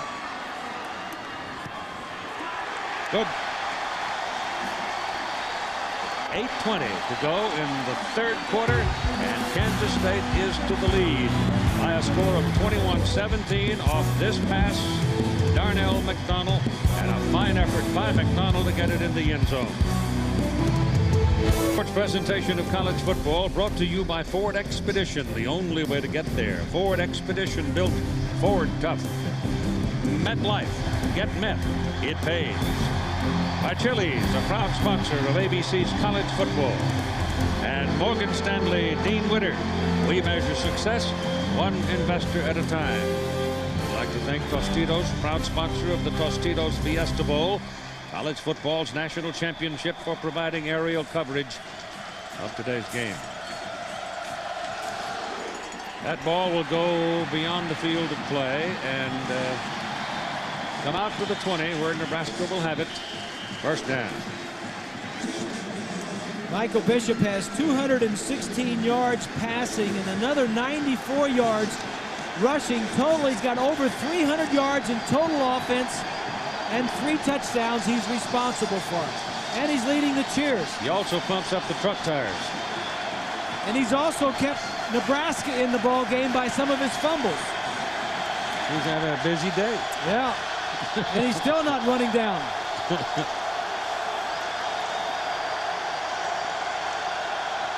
Crouch. Buckholder. Nope.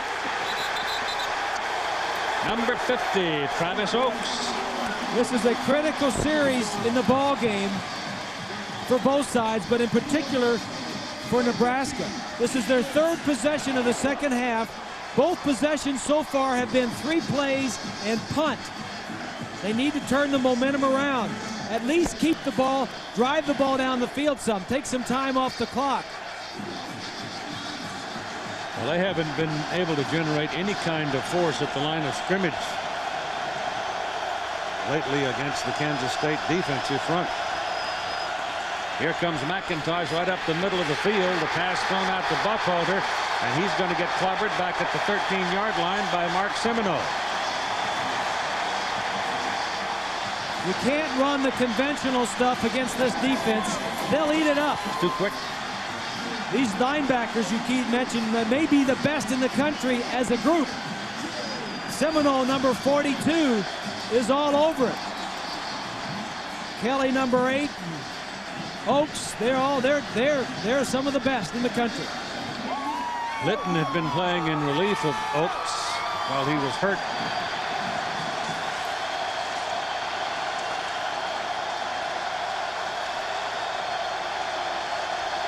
Timeout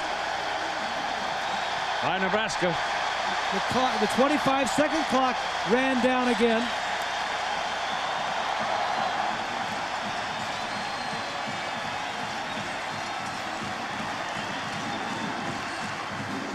A lot of imagination for me to tell you that Nebraska's got some trouble in River City. I mean, not a very big creek around here, but it still applies. It's 3rd down and 16, and the Kansas State defense has just eaten them up of late. And Kansas State has taken the lead 21-17. Crouch's pass is away and falls incomplete near the feet of Matt Davison. He was looking for the ball and couldn't find it. And so they punt into the wind, and the ball is going to be kicked from somewhere around the 5 or 6 or 7 yard line. So Kansas State, if they handle the ball at all, should have good field position and quite likely on the Nebraska side of the field. That's 3 punts in 3 possessions in the second half for the Cornhuskers. Low snap, bounces. It's handled by LaFleur. He gets another good kick. Runs Allen back to the 40. Look out. Look out. He's out of bounds at the 12-yard line. We told you that Kansas State had the best special teams in the country, and he is probably the best of the punt returners. 46-yard punt into the wind, which is outstanding. A 48-yard return. David Allen has returned 4 punts for touchdowns already this year. He is something special. Only a sophomore. And it's first down, Kansas State at the Nebraska 12.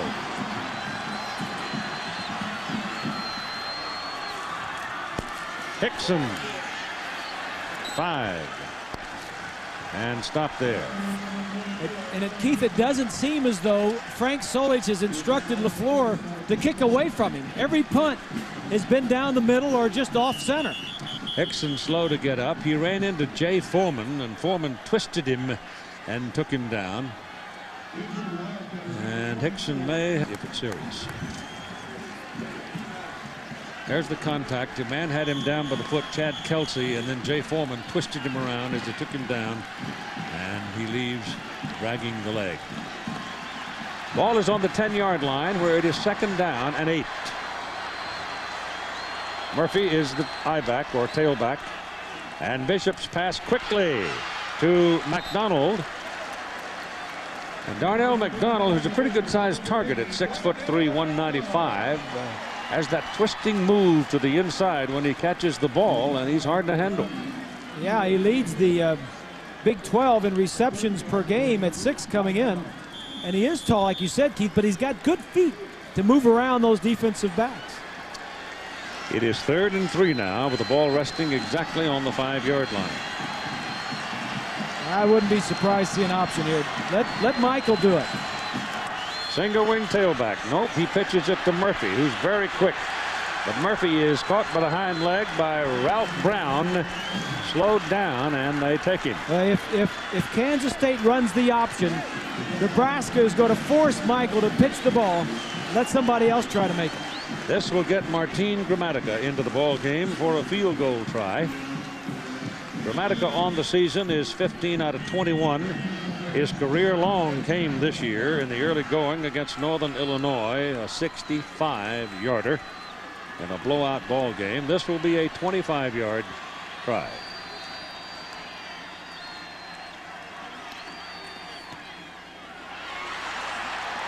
Good.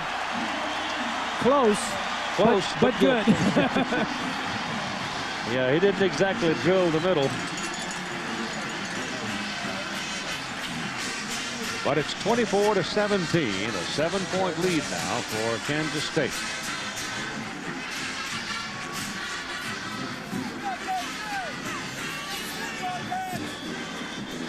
This ball is just going to get inside the upright on the right side as we're looking at it. And Gramatica is rooting at home. Yeah. He's a native Argentine, but was found in LaBelle, Florida. LaBelle High School, was not recruited. He was looking for a place to play.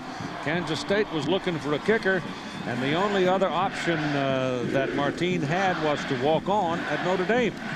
And Kansas State said, come on, if you're good enough, you got a scholarship. Yep. The rest is history.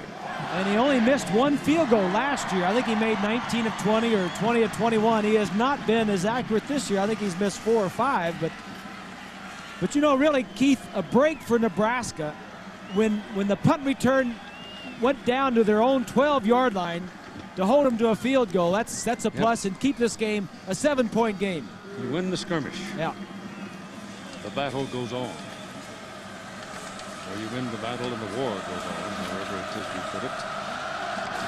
That'll go out yonder too. There's no return. Nobody's returned anything yet from that correction today.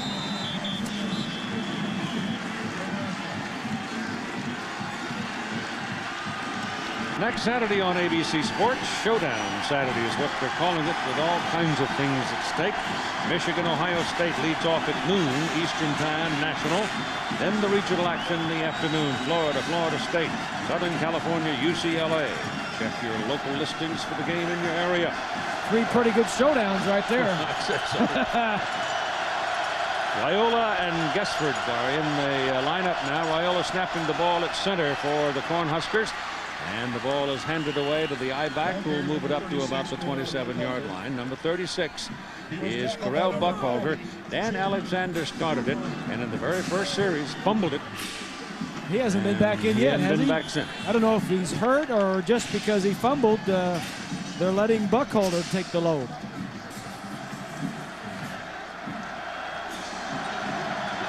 Raiola is not snapping the ball. He's in there replacing James Sherman at a guard. He's a freshman from Honolulu, so you're gonna get a lot of him across the years as time goes on. He's a very good one. That was Makovic carrying there, and here's another big old fullback named John Saunders. Yeah, but I played back when they had leather helmets, Keith. This is the Burger King play of the day. UCLA and Washington. Ryan Rock takes this one. Escapes a couple of tackles. Should have been stopped there. Almost falls over. Gets it to the sideline. Cuts it back towards the middle. And from there, forget it. UCLA right now with a big lead on Washington. More importantly, on their way to remaining unbeaten. Keith. Bruins, they step on the crack, boy. They don't mind stepping on the chalk. Everything's jammed in the middle on 3rd down and short, as Crouch tried to pick up the first down, and he got just enough, so they'll move the change. And that'll be the first down Nebraska's had in a good long time. Yep, that's the first one in the second half. And we've got 3:36 to play in the 3rd quarter. You're talking about 54 Raiola in that offensive line, Keith, he's a redshirt freshman. If a redshirt freshman can get playing time in this line, you know he must be pretty good. Yep. Especially one from Honolulu. Crouch is in trouble. 49's after him. Passes away. Passes incomplete. Defending on the play, Jared Cooper. Pass intended for Tracy Wistrom, the younger brother of Grant Wistrom, who's the great All-American defensive end. This Cooper is a great player. Here's a look at the battle in the offensive and defensive lines. 49 is Howard taking chase. Crouch does a nice job to avoid the sack. 2nd down and 10. Crouch in the second half. 1 for 6. That was for -6. K-State defense has just shut him down. Howard's after him and got him. Great play by Howard.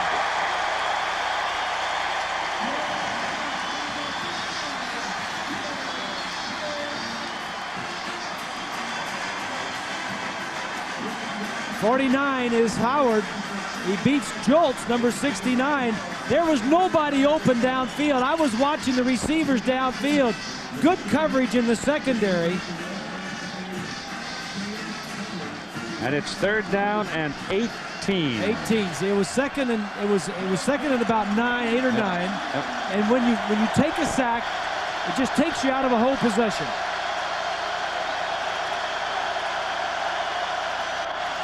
Roll him out, get him some time. And it's batted down, thrown right into the face mask of Kelly and Howard. I think it actually hit Howard. Jeff Kelly, number 8. Haven't called his name much today, but he's been there.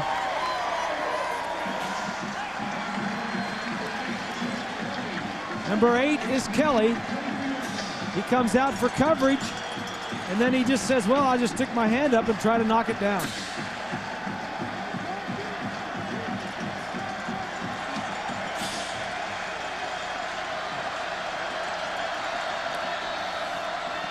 Here they go again, kicking it.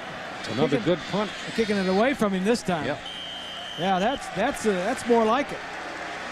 I mean, that was really a good kick by LaFleur. Into the wind, huh? Into the wind, low under the wind, knocked it out of bounds on the 33-yard line. I mean, goodness sakes, 44 yards. The finishing 3 kicks for Kansas State is Nebraska today. Next week up at Columbia against Missouri, which lost by a field goal at Texas A&M. And then the Big 12 championship game in St. Louis against Texas A&M, probably. I don't know, when did they lock it for them? I think it might have. First down from the 33 now, and this could be a big series as Bishop gets away and now throws. And it could be picked off. And Nebraska knocks it away. It was, yeah. And it was picked off. Deflected and caught. Craver wound up with it. I thought they had defended themselves away from the ball. So Michael Bishop tries to make something that wasn't there.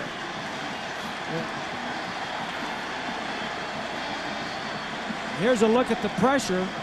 Good pressure from Rucker and Kelsey. And Michael just throws the ball down, and the ball is going to be deflected.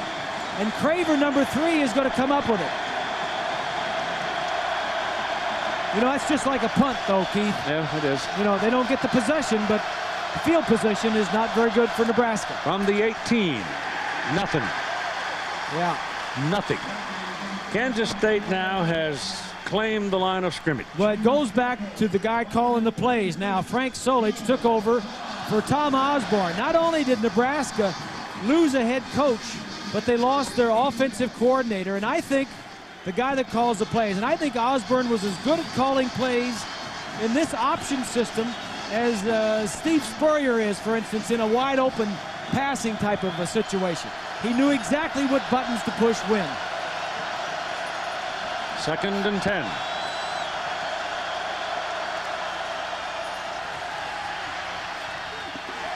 That ball is deflected and intercepted by Kelly. Jeff Kelly intercepted it after it was tipped by Darren Howard. Well, I think you might go look for the sack of briquettes. Start thinking about party time.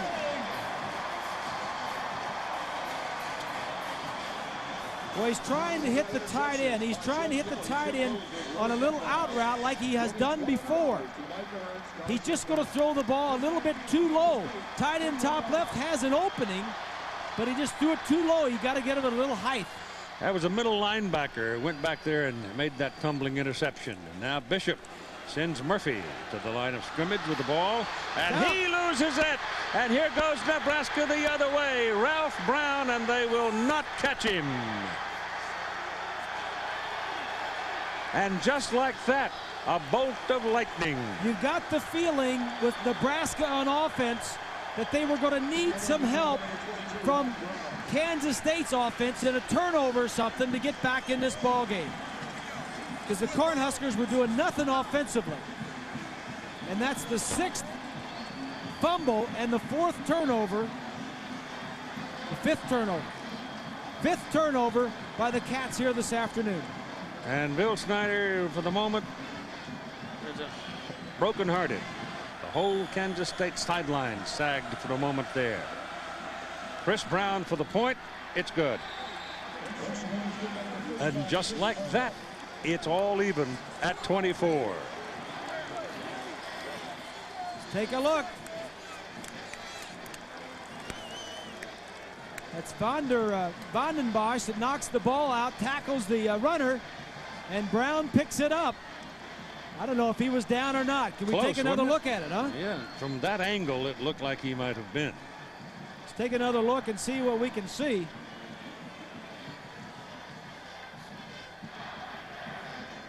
They were plus 17 in turnover margin. In other words, they had 17 more takeaways than they did giveaways. That was 3rd best in the nation, and today they're minus 3. Take another look. That's pretty close. That looks like he might have been on the ground before the ball came out. I don't know. You know, there's a new interpretation this year in college football that says if you're not sure, if there's a pile of players and the ball comes out, this year they're reversing it and saying it was a fumble, because in the past years they had gone the other way and they had found out that the ball really was loose a lot of times. So this year the interpretation's been different. Kickoff to the 6-yard line. Murphy, who just lost it, is returning it up the sidelines and is on the chalk for a good long time, and they finally, let's see where they mark him out. They're going to take him back to about the 32-33-yard line. Now remember, Eric Hickson was hurt, out of the game, and Murphy, who hasn't been in there a whole lot today to run the ball, he's been in there as a receiver, he was replacing Hickson. Murphy is kind of a tall, gangly guy. He's got long legs and not a real tough guy yet. He just got here. He for junior college, first year. Marlon Charles is now the deep back for Kansas State. And Bishop up and throwing to McDonald at the 40-yard line. That's a pickup of about 7 yards. So it figures to be the Michael Bishop possession here. Well, you can be sure that Bishop's going to have the ball in his hands, either carrying it or throwing it. That's the 8th reception for McDonald, 112 yards on the day, and then 1 touchdown. Call it 2nd down and 2, long 2, about 2.5 actually.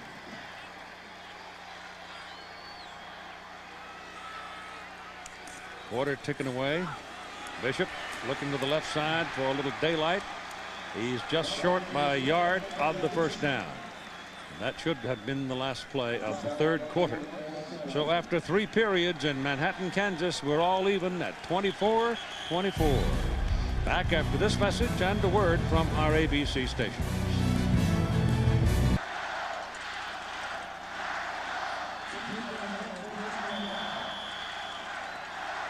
We start the 4th quarter of play, 24-24, and we start with a big play for both sides. 3rd and 1. Kansas State has the ball. Bishop turns and gives to Charles, and Charles is slammed down. From this angle appears maybe short. He may be short. Yeah, I don't think he is not. The referee comes right up, looks at it, and points. Going on. I was going to agree with you, Hoss, but I had better judgment. I said no. I thought he made it. Mike Brown and Julius Jackson grabbed him as he got to the line of scrimmage, but he had enough fresh legs there to push ahead. And so Kansas State has the ball, 1st down and 10 at the 43-yard line, and they're going into the wind, as we told you.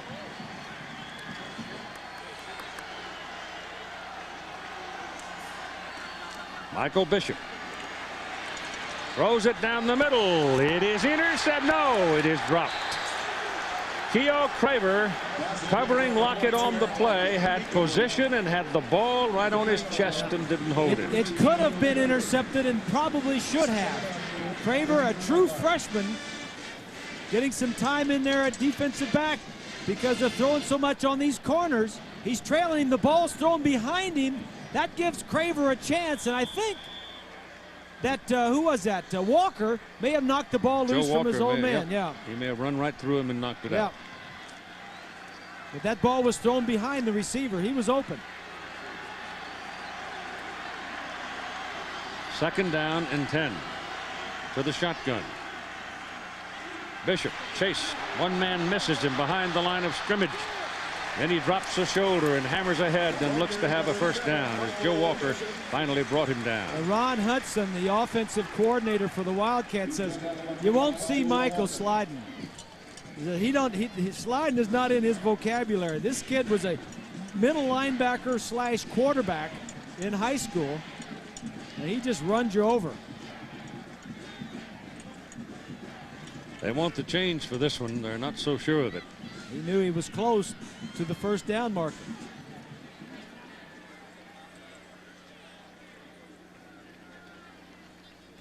Short. Inches.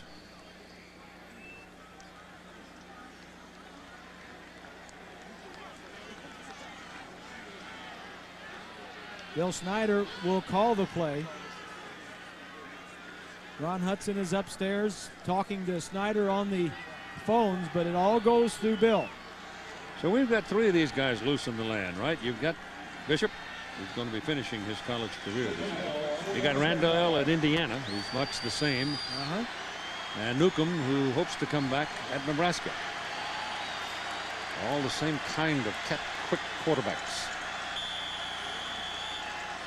This kid's got the strongest arm, though, that I've seen. He's biggest and strongest of the bunch. I don't think so.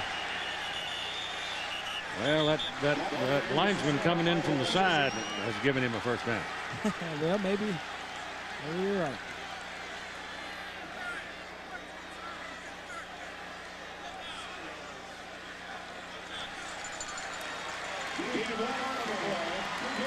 First down on the 46-yard line. Frank's got that look on his face like, geez, why don't you measure it?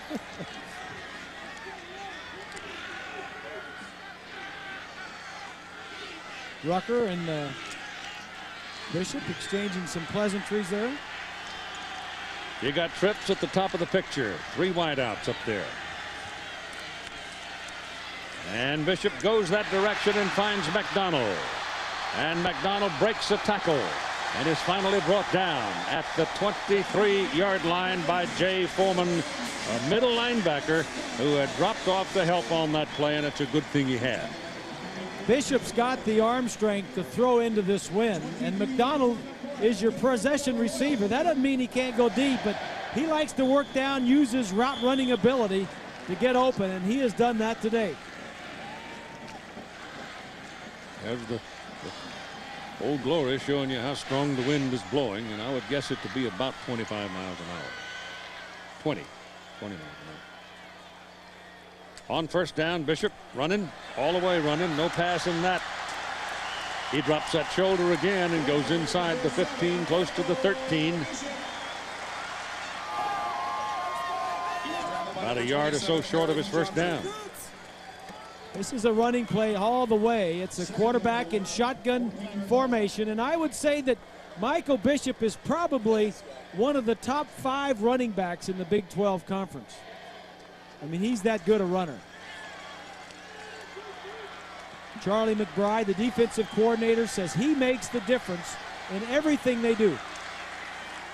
On 2nd and 1, Glory B, they give it to big old Brian Gouldsby. And he carries half the house on his back down inside the 10 for a 1st and goal.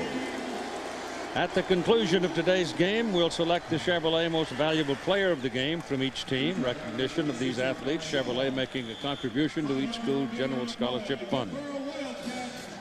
It's 1st and goal on the 9. 24-24 the score. And we're in the 4th quarter. Bill Snyder trying to create something that has never happened before at Kansas State University. Bishop takes off. Oh, he runs into something solid, fumbles the ball. It goes out of bounds, and Kansas State will keep it. He ran into Kyle Vandenbosch. Yeah, and when Bishop wants to start running over these guys, you ought to pick a number lower than 50. You know, when they get those higher numbers, Michael, those are defensive ends, and those guys weigh 260 to 70 pounds. Go ahead and run around these guys. You don't want to run through this one.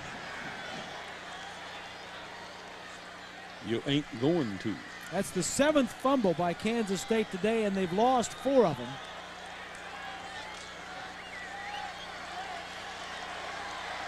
That's the 2nd one Vandenbosch has been involved in. 2nd down and goal. The ball at the 8. Bishop turns it up inside and gets to the 5 and the 4. So he picked up 4 yards on that carry. Mike Brown brought him down.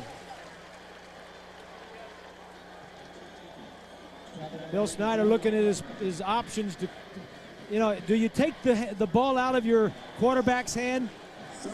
We saw him the other day in this area of the field running a lot of options with Michael Bishop coming down the line and either pitching it or keeping it.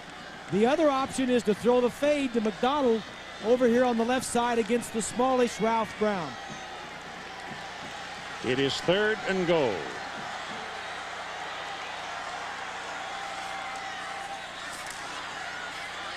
Bishop looking. Into the end zone. No good. Mike Brown knocked it down. Intended for McDonald, so it wasn't a fade. It was a bullet, but it was intended for McDonald, who had the size edge. They had him on the move, and they had him throwing on the move, and it just was a poor throw. Grammatica's in to untie it. Running to your left, trying to get your... Oh, that should be a flag right there. In the NFL, this would be a flag. Helmet to helmet, for sure. Craver. Well, you got to take the field goal. You got to get ahead here, Keith. Absolutely. Nebraska's offense has done nothing. That's right. If you can just get a lead and you got one of the best, if not the best defense in the land. Nebraska's offense has done nothing in the second half. Move the ball to the far hash mark, gives him a little better angle. He'll kick it from the 16-yard line. A 26-yard shot is good. I mean, let's see.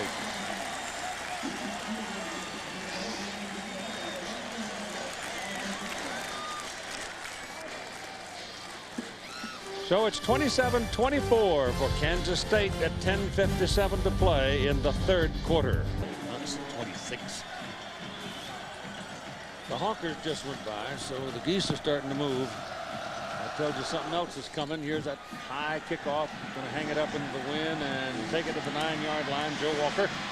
Walker looking for the sideline and the wall, and he got it out to about the 23. And they knock him out of bounds.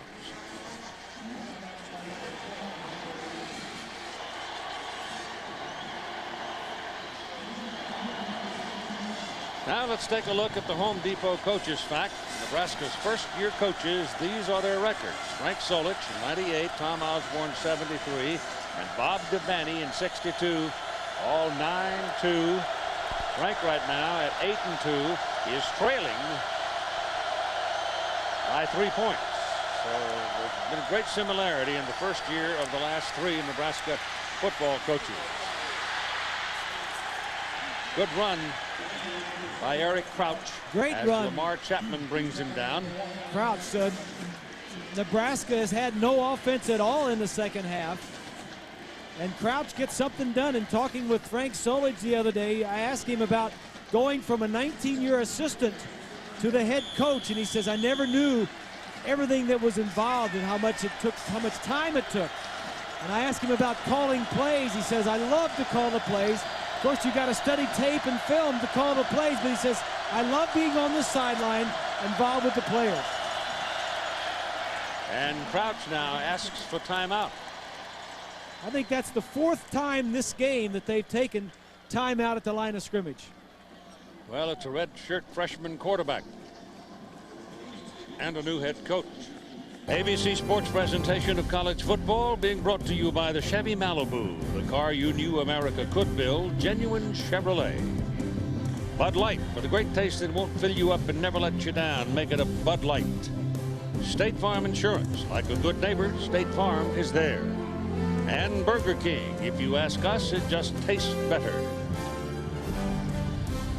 These views are courtesy of Tostitos, proud sponsor of the Tostitos Fiesta Bowl, this year's college football national championship. And it's first down, Nebraska. And they're looking for some offensive momentum, and they get it across midfield into the Kansas State 49-yard line. Karel Buckhalter, and brought down by Mark Semino. Some nice blocking in that offensive line that time by Heskew and Jolch. Hochstein is up there. 55 is Hochstein, 65 is Schwab. So, as you mentioned, Keith, they've played all season up there. There's a bunch of juniors in there. Most of them will be back. Heskew is the only one that graduates.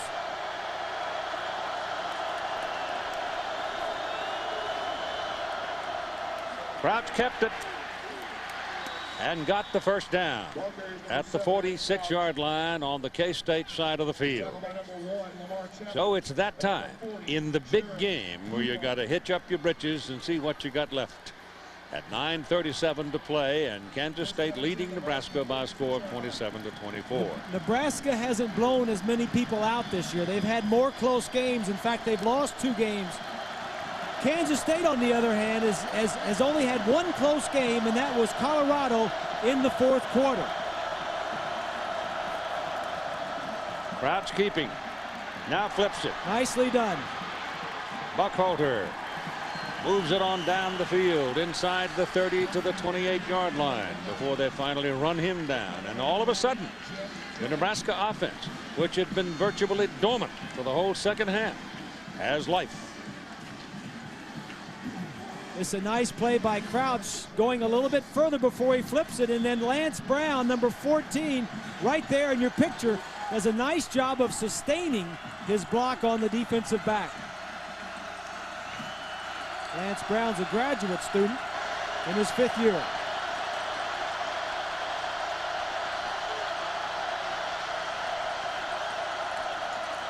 Crouch coming down the line on the option, turns up again and finds daylight. And he goes inside the 10-yard line. It's 1st and goal, Nebraska, before Lamar Chapman brought him down. He was at about the 8. This has been a game for the quarterbacks. On one side, it's Michael Bishop. Eric Crouch had a little bit of a lull at the beginning of the 3rd quarter, but now he is coming back and making big plays on the option, running the football. Actually, the tail of the ball is almost touching the 9, but I guess that's what I'm going to call it. Just inside the 9-yard line. The Wildcats aren't used to giving up much yardage on the ground, but they've grudgingly done it today. Crouch has to spend a timeout. He didn't know what he had, and that is Nebraska's last timeout. For Nebraska, the ball is just inside the Kansas State 9-yard line. And they shift Makovica out of the backfield. And back goes Crouch to throw. He's got a man. Touchdown. Sheldon Jackson, the tight end, had broken free.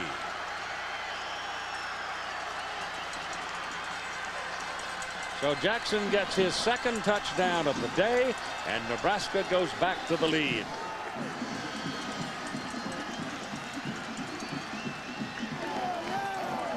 Sheldon Jackson, when you want it. Sheldon Jackson came in with 2 touchdowns. Nebraska only had 4. He's caught 2 more today. They like to go to their tight ends. The timeout on the sideline gave them time to get their thoughts together. Chris Brown for the point. He missed it. Chris Brown and Martin Gramatica are probably 2 of the best field goal kickers in the nation. He had a string of 125, and he just missed a critical kick. It's Chris Brown just missed the extra point try, which results in the lead. Instead of being a 4-point lead, is just 3, 30-27, and he's crushed by it. He sliced it. Sliced it. He came across it like you slice a putt, and it went dead right. So he comes out to kick off, and he kicks it well back into the end zone, and Kansas State will not return it. They'll bring it out to the 20. We have 8 minutes and 17 seconds to go in our ball game, and only 3 points separate the 2. Nebraska leading. Well, special teams, we told you, 2 of the best in the country. In Kansas State, we thought probably the best. Take a look at this. The punting average, the return yardage. And that just tells part of the story.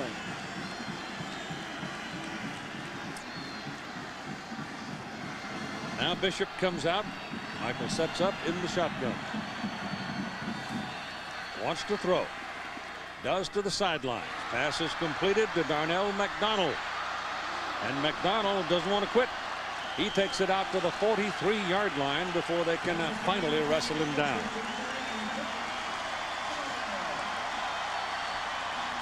So that's a 23, almost a 24-yard pickup on the 1st down pass.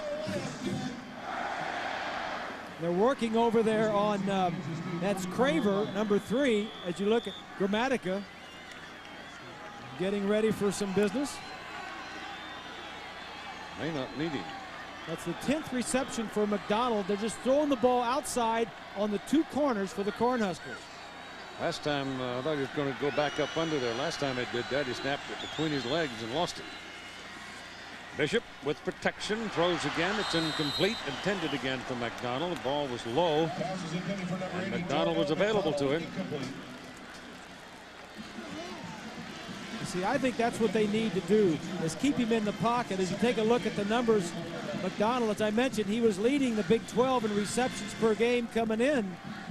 with an average of 6. He bettered that mark today. I don't care if you do bring your own phone booth with you. You can't get out there and run all day and then and have everything left that you started the game with.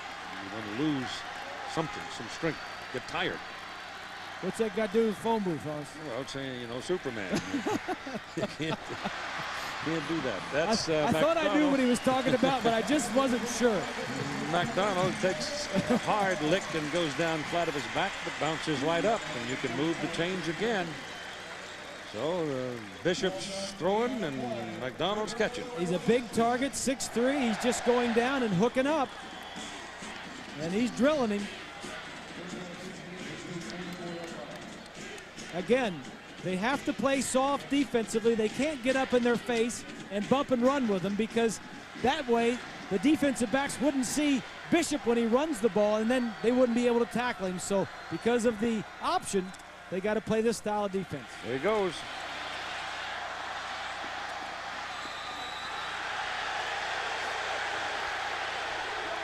No flag. Eric Johnson dragging him down as they went across the sidelines and fell into the crowd. The crowd was hooting, but no flag. Well, he's thrown for 290, and he's rushed for 130. So that's 420 yards. He says, I bring the football. He says, I can carry and do all this. He is unbelievable. He obviously, coming into the game, he led the Big 12 in total passing, total offense, and pass efficiency. He was 16th in the nation in total offense coming in. He'll move up. First down on the 33-yard line. He's got Lockett over there. Did he reel it in? They give him the catch. Tomorrow at 4 Eastern, 3 Pacific on ABC Sports, Thrifty Car Rentals Skate America International from Detroit. Elvis Stoico, Michael Weiss, Alexei Yagudin among the skaters in the men's competition, followed by pairs, the first major international competition of the season. 4 Eastern on ABC Sports tomorrow.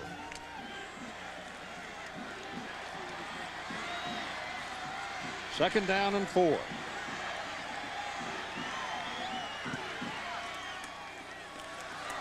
Bishop running. Has the first down at the 21-yard line before Chad Kelsey brings him down. So Kelsey.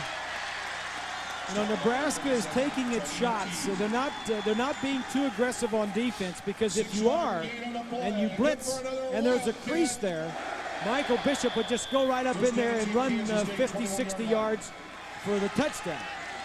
So Charlie McBride occasionally is sending a linebacker. Eric Johnson and Tony Ortiz are the 2 best at blitzing, but not too often.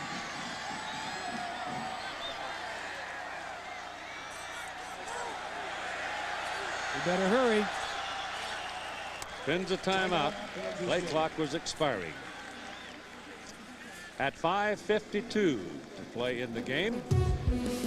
Kansas State looking to reclaim the lead. Yard line, Nebraska side of the field. Nebraska's leading 30-27, and it is first down, Kansas State. Michael Bishop trying to be the magician again. The pass is incomplete, intended for Darnell McDonald. McDonald was turning around when the ball arrived. Couldn't hold it. Time Charlie McBride bringing a little pressure. There's a look at Charlie, the defensive coordinator, 22nd season. Watch the defensive back come right in here. Didn't get there, but Michael Bishop saw it coming and knew that he had to get rid of the ball.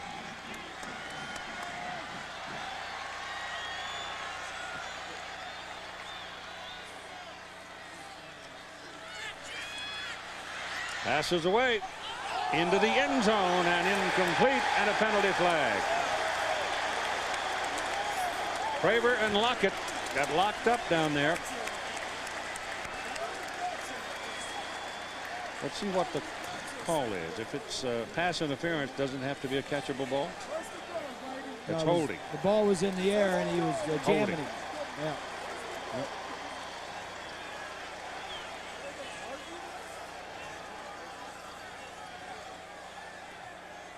You can jam a wide receiver as a defensive back all the way down the field until the ball is in the air. Holding by the defense. On the eligible receiver. Well, no, that's what you call holding. Yeah. You're holding him, letting him go by you.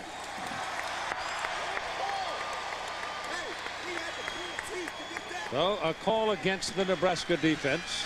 And if Bishop just sits in the pocket and throws this ball, this call is never made.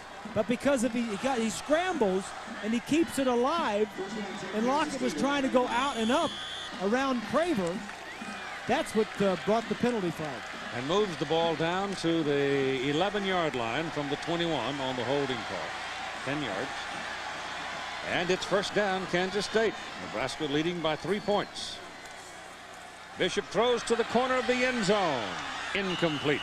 Intended for McDonald, and they're picking on Craver. Well, they know he's a true freshman. He's only 6 feet tall, and McDonald is 6'3" and can jump.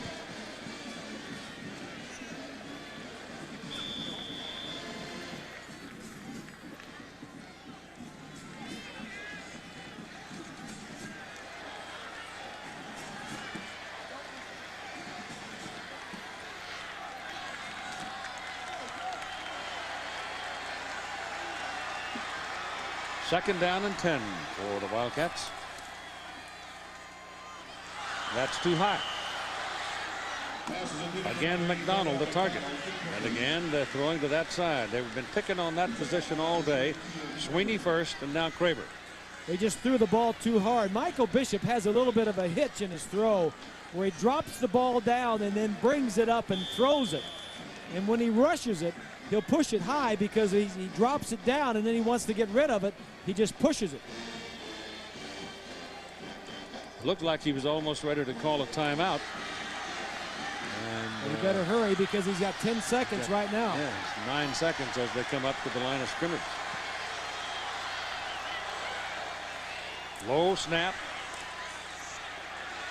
He got some room over there. Comes back into the end zone. Touchdown, McDonald.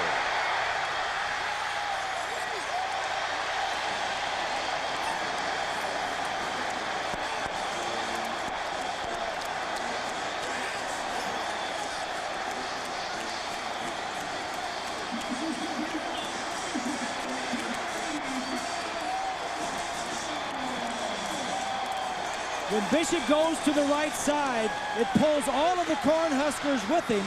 He's like flare control. When he goes out, they all want to go to him, and it's just what Charlie McBride said. He makes the difference. And McDonald, a heady move to come back across, and this is a huge point after. 4-point lead. 34-30 for Kansas State.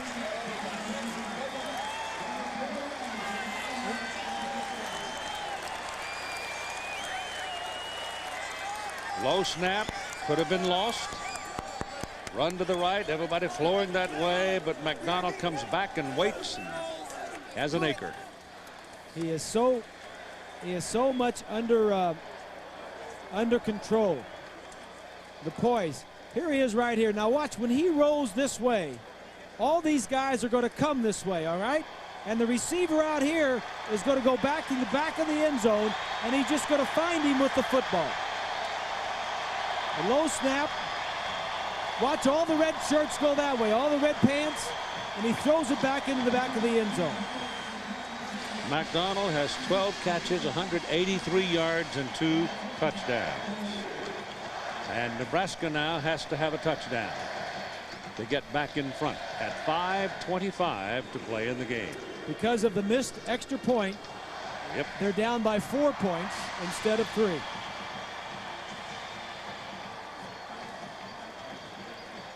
Huge day for Bishop because of everything riding on this ball game. And the fact it's Nebraska. I think the only way you beat this team and Michael Bishop is they run out of time. If you let them on the field last, they're going to score.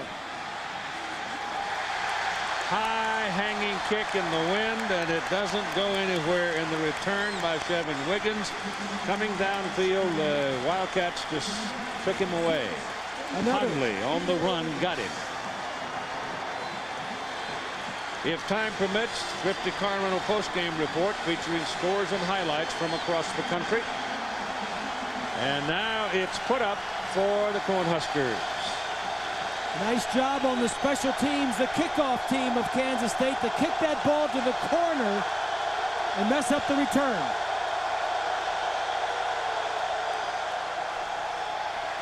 Crouch throws underneath. The pass is completed to Sheldon Jackson, his tight end.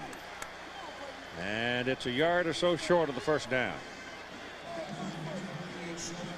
Jackson has been the favorite target. He's caught 4 balls now and 2 for touchdowns. Jackson leaves. Got a bunch of new receivers in here now as Jackson leaves. And so does Davison. Pitch it back. Kansas State defense swarms Buckhalter. What about Alexander, who was hurt in the first series after a fumble? Was he hurt? Here's Steve Cyphers. Well, Keith, we haven't seen him since that fumble, and indeed he did tweak a knee, I'm told, coming out of the locker room at the halftime. They said if needed, he could play again. Keith? All right, if needed. Well, they need it. They need somebody. Yeah. Ball is on the 23-yard line. It's 3rd and 2.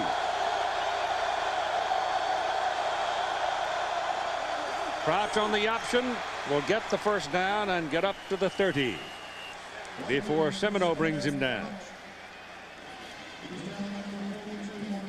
Eric Crouch has had an outstanding game, Keith, but nobody will know about it in the morning because all the headlines will be talking about Michael Bishop.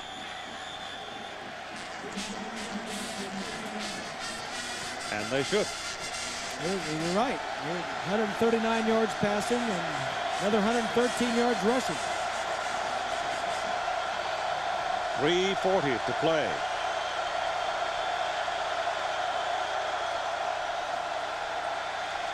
Gets it away. And it is too far out of bounds with Wiggins running under it and covered by Dashad Carter. Frank Solich on the sideline is calling all the plays. And Nebraska this year has had a changeover, as I mentioned. Tom Osborne is not calling the plays. You have a new quarterback in there. You've got new offensive linemen. You need to get the play in there quick so the quarterback can get to the line of scrimmage with some time on the clock to look over the defense to see if he wants to check off or not check off. Always get the quarterback to the line of scrimmage with at least 12, 13, 14 seconds to go. He's got 9.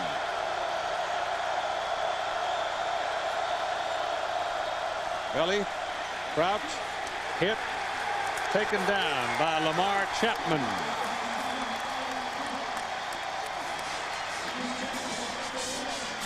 The troops of Mike Stoops doing their thing right now. Mike is the defensive coordinator, lives right close to the stadium, and his entire life is consumed with football. That's something in the water, or the genes of the Stoops family, because they're all football coaches. Bobby's down at Florida. Yep.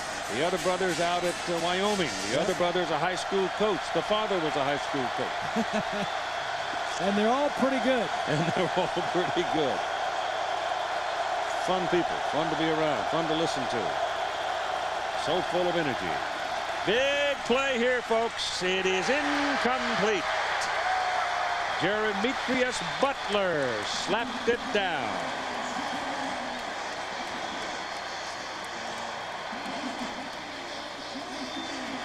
So with 2 minutes and 40 seconds to play in the football game, Kansas State leading 34-30. It is 4th and 9 for the Nebraska Cornhuskers. Nebraska with no more times out. They have no times out, and they go to punt and they go to go for it. They're going for it. They've got to go. They'll go. Well, they're going to take a 5-yard penalty before they go for it. They're letting the clock run down. They've got the wind at their back, so it won't matter that much. No, Penn State took a timeout. And now Kansas State called a timeout. Excuse me. Kansas State called. My goodness. There is, as we said at the very outset of the day, a volcano of joy waiting to erupt in the Flint Hills of Kansas. 29 consecutive years, Nebraska has beaten Kansas State. Kansas State has never before been #1 in anybody's poll. Certainly never before have they been in a posture where they could go on toward a national championship, perhaps. All of that is at hand. 4th and 9 for Nebraska. Pressure coming. They got him. That's a face mask. That is a face mask, wasn't it? The referee had his hand on his flag and didn't throw it. Must not have been. Must have got him with a shoulder pad. Travis Oaks. He was looking to the umpire for help, but whatever.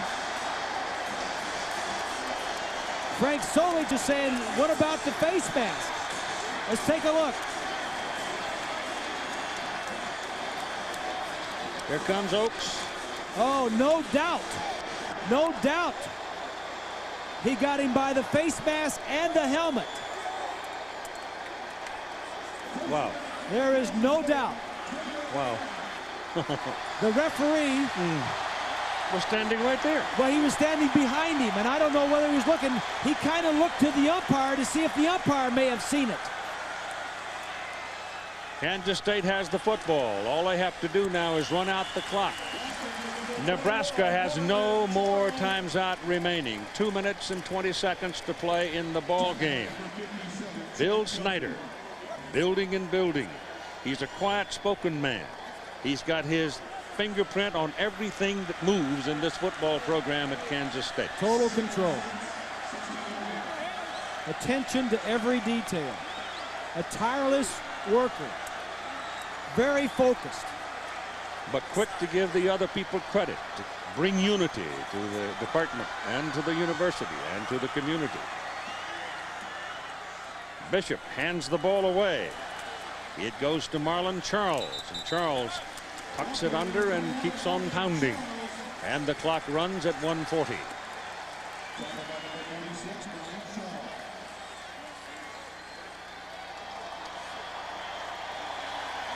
Kansas State playing its 964th football game in its 103rd season of play, and this is the one that will be capitalized. The biggest game in Kansas State football history. No matter how much that man right there wanted to play it down. It will not only lift the university and the football program and all of those involved with Kansas State University as Bishop tumbles down after the trip, but it'll lift the community and the whole region and the whole state, because we saw this happen at Washington State last year. We sure did. 34-30. It was Dr. John Weefald who came here and opened the gates for the progress, for the fundraising, for the building, and for the leadership that led the entire community to this moment. And I guess it'd be fair if Bill Snyder, when this is done, says to Dr. John, who's a heck of a football fan, sports fan, "Tusen takk." Now wait a minute, Hoss. What does that mean? Dr. John is a Norwegian scholar. Yeah. Written books about it. Norwegians in America. He would know what he's saying.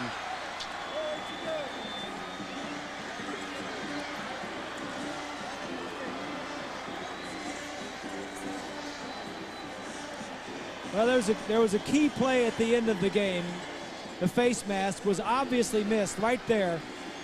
That was a 4th down play that would have given Nebraska a 1st down somewhere around their own 30-yard line with time running out.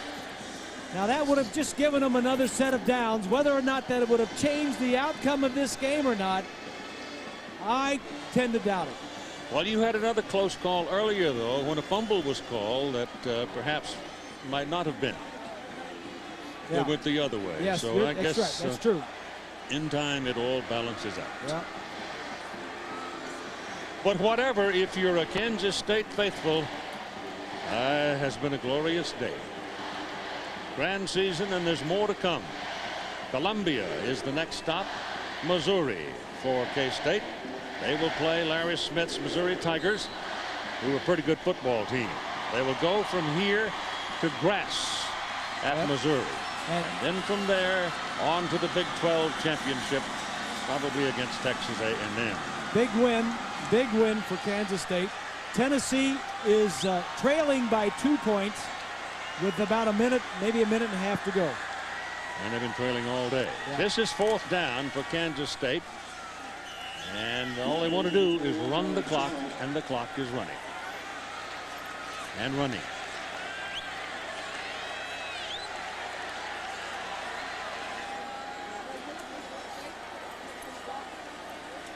On the change of possession, put the change down with 15 seconds to play. And the Cornhuskers will be looking for their own miracle. Matt Davison is the wide man on the near side for Kansas State. He'll go deep. You know he's going as fast. And the Kansas State defender fell down. And the fumble. And Kansas State has it. And could score with it. Yes, touchdown, Jeff Kelly.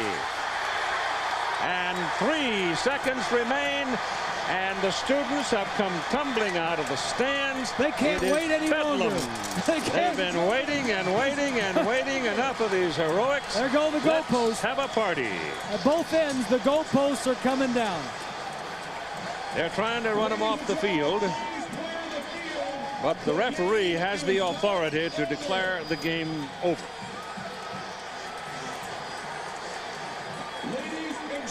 There's no doubt that's a fumble. And Jeff Kelly, who had run an interception back for a touchdown, reaches out. Joe Bob Clements, give Joe Bob credit for knocking the ball loose. As all that was happening around the line of scrimmage, the defender on this side slips and falls down. And Davison was on a fly deep. Right down the side. And wide open. Oh, it's been quite a football game. First real contest we've seen all year. First good game we've had all year. Yes.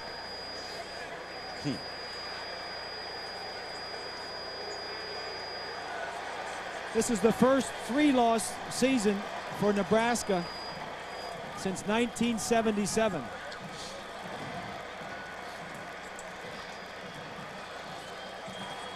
Tennessee's on the 3-yard line, 1st and goal. So they get penalized here, Bob, for the celebration, so they're going to come way back outside. Who's celebrating? The fans or the players? How could they tell? Matter, Michael put the ball down, killed the play, and the game's over. And it's done. The Chevrolet most valuable players of the game are Eric Crouch and Michael Bishop. Crouch 10 out of 21, 139 yards, 3 touchdowns and an interception. 22 carries, 103 yards rushing. Michael Bishop 19 of 33, 306 yards, 2 touchdowns and an interception. 25 rushes for Bishop, 136 yards and 2 touchdowns. The referee standing out in the middle of the field, and they're saying that there's still 3 seconds to play because Michael Bishop never put the ball, he never killed the play.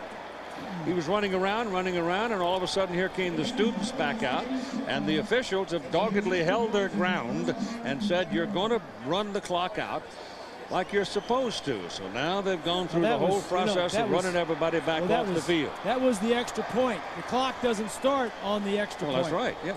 So I think he can just kind of wave that a little bit and just. Well, he has authority to declare it over. Turn him loose, you know.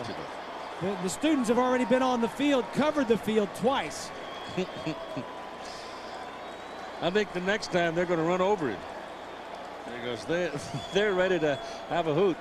Of course, I would imagine that they'd like to keep the goalpost upright. If for no other reason, it's dangerous when those big steel bars come tumbling down. Uh-oh, here we go. Look at this. Uh-oh. Michael Bishop. Only he could do this. Going after Bill Snyder. Only he could do this to Snyder. So Neat and Kemp. Snyder is the control freak who wants to have everything under his power. Nothing happens without his okay.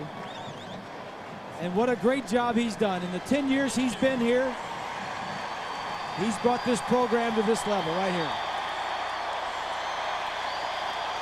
They've got to kick it off.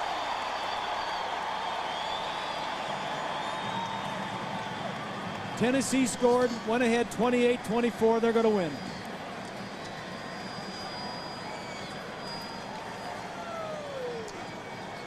You know what? He's coaching right now. You know what he's doing? He's holding him. Bishop is holding Bill Snyder for the guy to come with the Gatorade. Yeah, and Bill's coaching. He's coaching because there's a big game at Columbia, Missouri next week. Yep. There's a bigger game after that, Exactly. and then perhaps a bigger game after that. And exactly what he's telling him. He said, this is one All right, game. now the clock goes, and the game is history.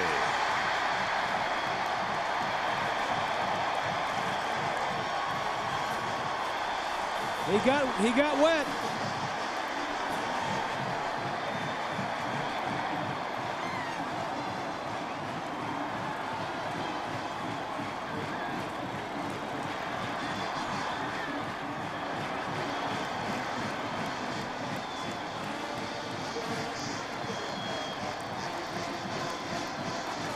So many years of frustration. I hope to goodness I don't pull that thing down because they're just jammed around it.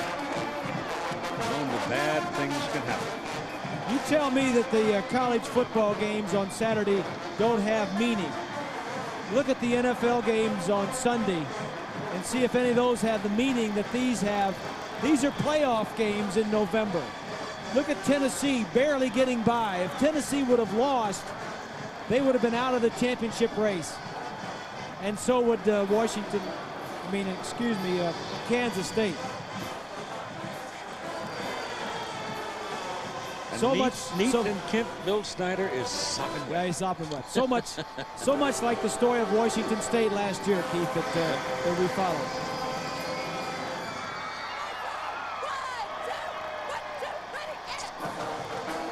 So it is done. Kelly Hayes, thank you. Mark Amento, our statistician. Good luck up in Kansas City on Monday night, guys. Bob Greasy, Steve Cypress. Swanee, take care of yourself. We hope you're back with us next week. Lynn Swan not with us tonight because of illness. So it's a good night from the happiest place on earth, Manhattan, Kansas.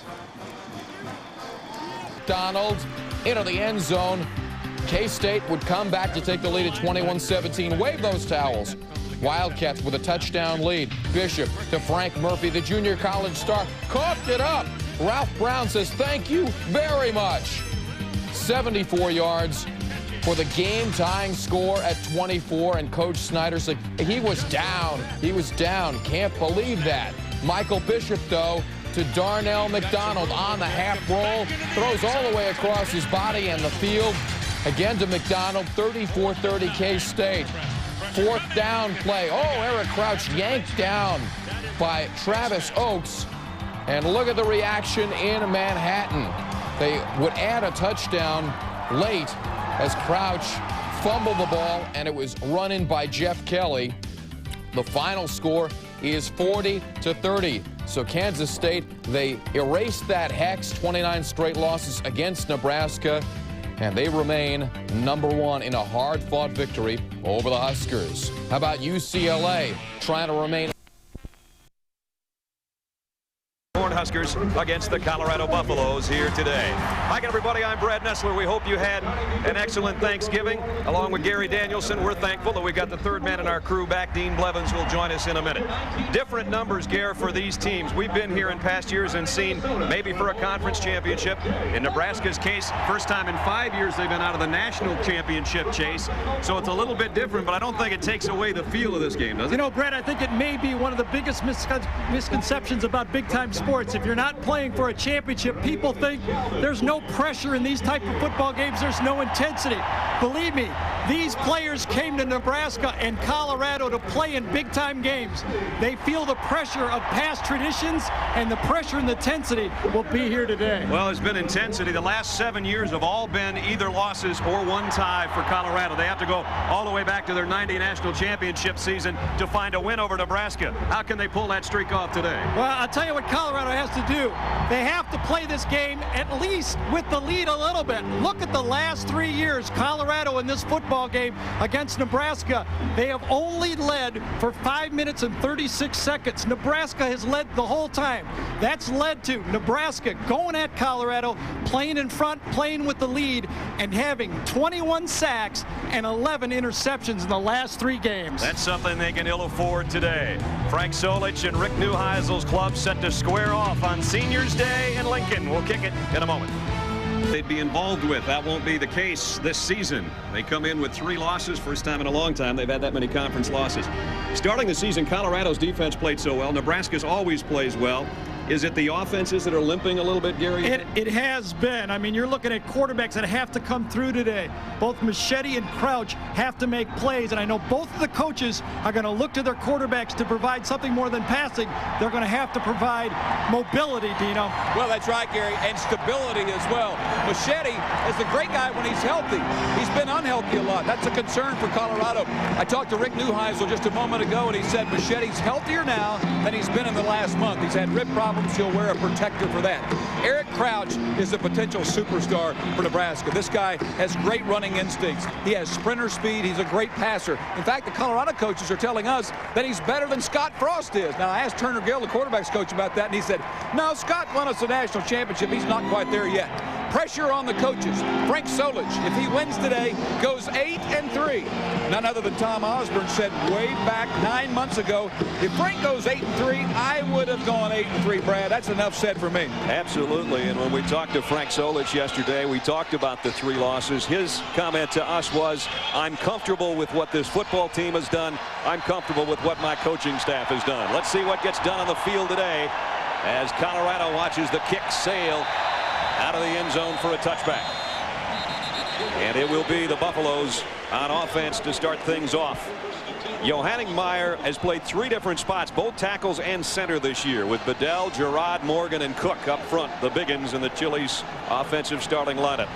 Shiverini's the lead receiver, over 50 catches. Javon Green, a big playmaker. Stiggers has speed, and Ashworth the tight end. And in the backfield, Marlon Barnes, his best game ever as a Buffalo, last time out against Iowa State. And there's Rick Neuheisel, already his 4th season and 32 wins under his belt for the 37-year-old coach of Colorado. First down for the Buffaloes from their own 20-yard line. Barnes got about 3. Defensively, up front for the Cornhuskers, Jason Wiltz has 2 interceptions this year. He's one of those guys that'll drop back in that zone blitz coverage. Kelsey, Kaiser, and Mike Rucker on the front 4. The linebacking core, a great one of the seniors, and one of the top tacklers, Jay Foreman, with Ortiz and Eric Johnson. And in the secondary, the lead tackler is Mike Brown. Sweeney, Finley, and Ralph Brown round out the Nebraska secondary. Second down and 7, Colorado.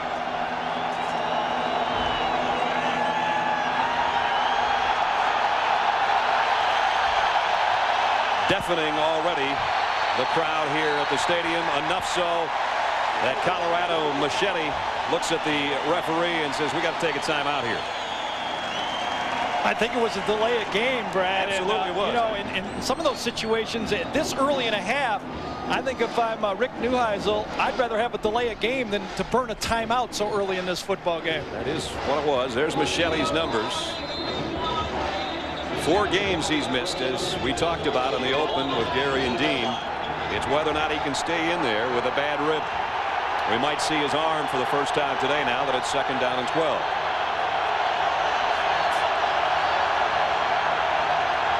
He dropped the ball. It's loose. Nebraska's got it. Now it squirts free again. Colorado may have gotten back on top of the ball. Mike Rucker had a golden opportunity to scoop that thing up. Marcus Spivey, though, is the guy that'll end up with it. You have seen in a microcosm the problems of this Colorado football team all season. If you can believe it or not, Rick Neuheisel has said it has been a joke. The quarterback-center exchange has been a problem all year. Mike Machete has 13 fumbles this season, and he's lost 6. That's his 14th, and a great majority of those has been self-inflicted wounds. The good news is they got back on the ball. The bad news is it's 3rd down and 29. They'll play it safe. Barnes stood up by Foreman.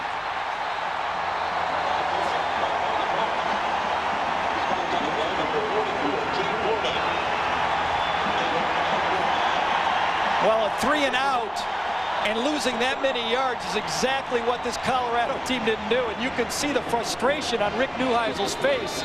Colorado trying to play it close to the vest, running the ball early, just punting, just moving back, and now they get to punt the ball from their own 3-yard line. Not a way to get this crowd against you. And Nick Peach has had 2 punts blocked this year, but this looks to be a return.